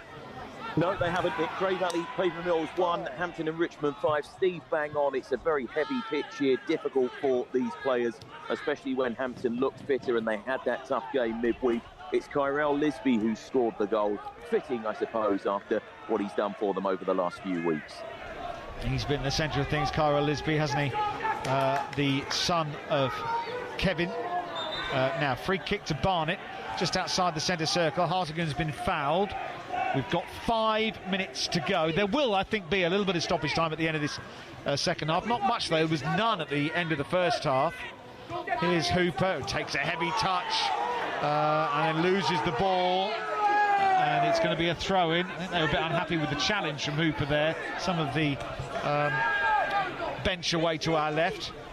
Yeah, I mean, the Gateshead assistant manager lives and breathes every minute of, or has lived and breathed every minute of this game. He's very vocal. It's on the edge a little bit, but he's very encouraging. Yes. That might be a foul by Hartigan. The referee's allowed the game to continue. Here's Francis, the substitute. This is cut out by Aluo. Again, those are the balls, though. Francis to Ollie, turns, Delanga off the shoulder, just didn't execute. But they've had a real off day, haven't they, Barnet? Oh, yeah. Credit to Gateshead, Nick. Yeah. You know, it's a superb home record Barnet have, but they've got nowhere near today. They've huffed and they've puffed, but you have to give credit to Gateshead. Rever driving forward again, skips past 2 challenges and a third, goes back to Hartigan. Pritchard wide to Carnu on that left-hand side, the one player who's really hurt Gateshead. He's got 2 on him again, takes it to the byline, and it's going to be a goal kick. It's come off Carnu last. Yeah. It's that old, is it go to cross to the left, and just as you swing your left, your right boot touches it, and it's an air shot. But like I said, he has been the one. I think you can walk off this pitch and go, well, individually I kind of got the better of my man on many occasions. It just didn't lead to anything today. But the game plan from Gateshead has been excellent. You know, I thought they should have gone in at half-time at least 2 to the good, if not 3. So they've thoroughly deserved this result, despite a better second half from Barnet. And oddly, that's when the 2 goals have come against. You know, in Barnet's better performance, when they were performing better. But yeah, there are no arguments. There should be no arguments, I would have thought, from Dean Brennan today. When he does his interviews, I'd be very surprised if he doesn't admit that. Well, we'll hopefully hear from him after 5 o'clock when we round up everything else. As long as Phil's still presenting the programme, we can only assume that that's the case. And we seem to have a lot of volunteers ready to step in at Dulwich Hamlet, but we assume that Phil will guide us through the last hour. But you never know. The referee's going to book the goalkeeper Mayer for time wasting here. Yeah, and rightly so. Absolutely no need for it. He took far too long, and then when the referee blew his whistle, he's kicked it forward as well to waste a bit more time. So he really is taking liberties. Now goal at Sutton against Tranmere. Which way has it gone? Ahmed Noor. A massive equaliser. Sutton are level with 2 minutes to go here, and it's 1-1. Cornered from the near side by Nguessa. Landed in the box. Tranmere Rovers players at 67 couldn't clear it. It fell to Louis John, scoreless until today, who fired it in from 6 yards out. He's brought Sutton level with 2 minutes of time to go. Thanks, Ahmed. That's a huge goal for Sutton. 1-1 there, not long left. We've got about a minute of the 45 in the second half to go here at the Hive on BBC Radio London. It is 2-0 to Gateshead. And it's taken Gateshead an awful long time to take this throw. I think they should be relatively comfortable about seeing this out at 2-0. Now it's a free kick to Gateshead on the halfway line, and you wouldn't think on watching this that Barnet is second in the way it's gone today. You have to say they've not. Yeah, I mean, only failed to score twice this whole season, and it looks like they're going to fail today. And like I said, you know, you've got to give credit where credit's due, and Gateshead have been much the better side. The game plan's been excellent. Performances across the outfield have been super. They've defended properly when they've needed to. When they've needed their goalkeeper, he's made the save. The back three have defended the penalty area very, very well, and they've been excellent in possession at times as well. They thoroughly deserve it, and sometimes you've just got to hold your hands up rather than look for excuses in your side. Hold your hands up and say, they've done a great job today, Gateshead. They were off the back of a brilliant win last week. Maybe this is the turning point of their season, and Barnet have just met them at the wrong time. But they've not done enough tonight, Barnet, for sure. It'll be 2 defeats in a row for Barnet as well, unless Kanu can produce some magic here down that left-hand side. He's being well marshalled. The cross from Hartigan goes high. The goalkeeper makes a mess of it. He's been fouled. And it's a free kick. I mean, that's almost assault, isn't it? So you're not getting away with that one. And it's one of the old-fashioned challenges when goalkeepers used to get bundled into the back of the net with the ball and the player and the goal stood. Yeah, there's a broad grin on Steve's face when he calls those times back. Yeah, but it was a brutal attempt, and quite rightly the referee blows his whistle. And Mayor, to be fair, who took a whack there, has just jumped up, getting on with the game. We've got 6 minutes of added on time at the end of this second half, which we didn't see coming really. Well, you've had the 2 goals. Lots of subs. And multiple substitutions. And some pretty outrageous time wasting as well, I suppose. It's starting to get there. It's not. I wouldn't say it's outrageous. And if you deem brilliant, if I was sat in the technical area, I'd expect this and I'd accept it, because we haven't been good enough. And if it was the other way round, I would ask my team to manage the clock and wind it down. Kabamba almost gets to that as Gateshead are passing out. We're playing the second of the 6 minutes, and Dean Brennan is looking very thoughtful on the edge of his technical area as Hartigan's cross is blocked. Well, if you think about Nick, we've had a crossbar hit from Lofthouse, we've had a post hit from Ollie, we've had Chadwick hit, miss one at the far post. He's had 2 saved down low to his left. They've scored the 2 goals. You can't really argue today. Collins is going to wind up a long throw. Alohu's come forward from the back. There are so many players in that Gateshead penalty area. Collins raises his left arm, and here's the throw into the box. It's a real scramble. It's going to come out to Hartigan, who curls his left-footed effort wide of goal. There were so many bodies in the way. He had to try and curl it all round them, and curled it well wide in the end. It's 2-0 to Gateshead. We're in the 3rd minute of added time. Yeah, and quite rightly. Mayor, the goalkeeper of Gateshead, pushing his back line up. I'd push this back line all the way out to the halfway line. I'd strike this as far as I could onto Delange, the substitute, and hope he wins the physical battle and then play in their half, which is what we're seeing there. Yeah, they go. And Mayor hacks it clear to make that important save a little bit earlier.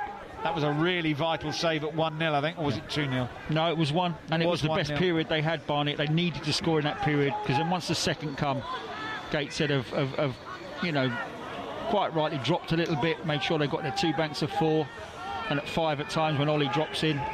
But they've held on well, Gateshead. They haven't really allowed Barnet to have too many opportunities. Since the second goal, Barnet haven't created much. Here's Kanu again, toiling down the left. Cross finds Hooper inside the box, has to set it back for Hartigan. Here's Collins, 25 yards from goal. He's going to lift this into the box. It's another real scramble, and the ball's off the line. It's cleared off the line by Lofthouse and then fired over the top by Pritchard. And that may be the last gasp from Barnet. Yeah. It looked as though they pulled one back, and then Lofthouse had to clear. It's Job, is it? Job, Sorry, I think well, it's come from a cross into the box. He'd be forgiven. They were all bunched tight together, but it's Job that's celebrating now. That's the only reason. He's a little he's giving himself a little fist bump, and it was actually really good defending, recognising danger. There was a scramble on, and he dropped onto the line. His keeper got beat, and credit to Job. Well, they've kept Barnet out all game. This is going to be a yellow card, I think, for, is it Kanu? Walks away from that challenge. I think there was an aerial challenge, and all Kanu did was just block his opponent out. No attempt to get the ball, and left a little bit on. I'm just struggling to see who that is, actually.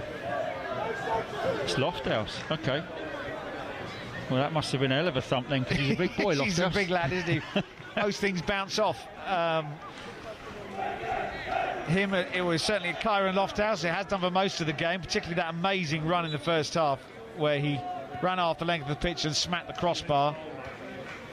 Cleared away as far as Ollie, who nods this down.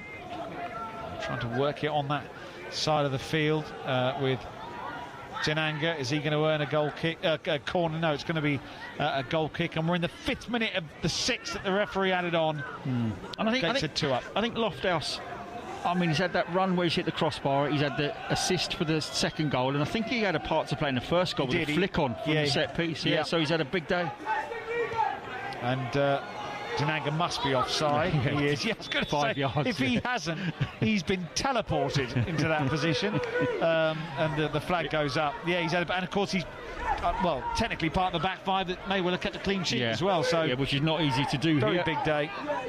We're going to round up everything else that's been going on a very busy day of football in the capital. We've taken this opportunity to really dive deep into the non-league scene as Kabamba wins that header and knocks it into the Gateshead box, but only finds Stead wide on that left-hand side. Lots more conversations and interviews to come before 6 o'clock as this is played into Collins, 25 yards from goal. He gets held up, goes back to Hartigan, who works it wide to Carney once again. We're in the last minute of the added on time period that was scheduled by the referee. Collins has clipped this forward. Carney tries to burst into the box, headed away and cleared by Lofthouse, and the ball goes out for a throw-in on that far side. 2nd of May was the last time that this crowd saw their team lose at home, and they're about to see them lose for the first time since, because they're 2-0 down to Gateshead in stoppage time at the end of the 90 minutes, under the floodlights here at the Hive, and unless Barnet do something utterly astonishing, they're going to lose this one by 2 goals to nil. They've had an effort cleared off the line in stoppage time. Collins wide to Revan on this right-hand side. He's skipped past 2 challengers. Collins again. The referee could now blow at any point. It's with Gorman, and he blows now. And the Gateshead fans behind the goal celebrate. And it's a wounding moment for Dean Brennan and Barnet. They've lost their 2nd game in a week after going on a 10-match unbeaten run in all competitions. It's their first defeat here since the 2nd of May. And you have to say that Gateshead, who started the day in 7th place in the league under the temporary management of the former Charlton goalkeeper Rob Elliott, have produced an astonishingly good display to earn their 4th away win of the season. Goals in the second half, 2 of them from Stephen Wern. They played very well in the first half, Gateshead, and should have been ahead. They struck the post and the bar. Barnet had a good spell at the start of the second period when they could have taken control of the game themselves. Collins hit the post from a header.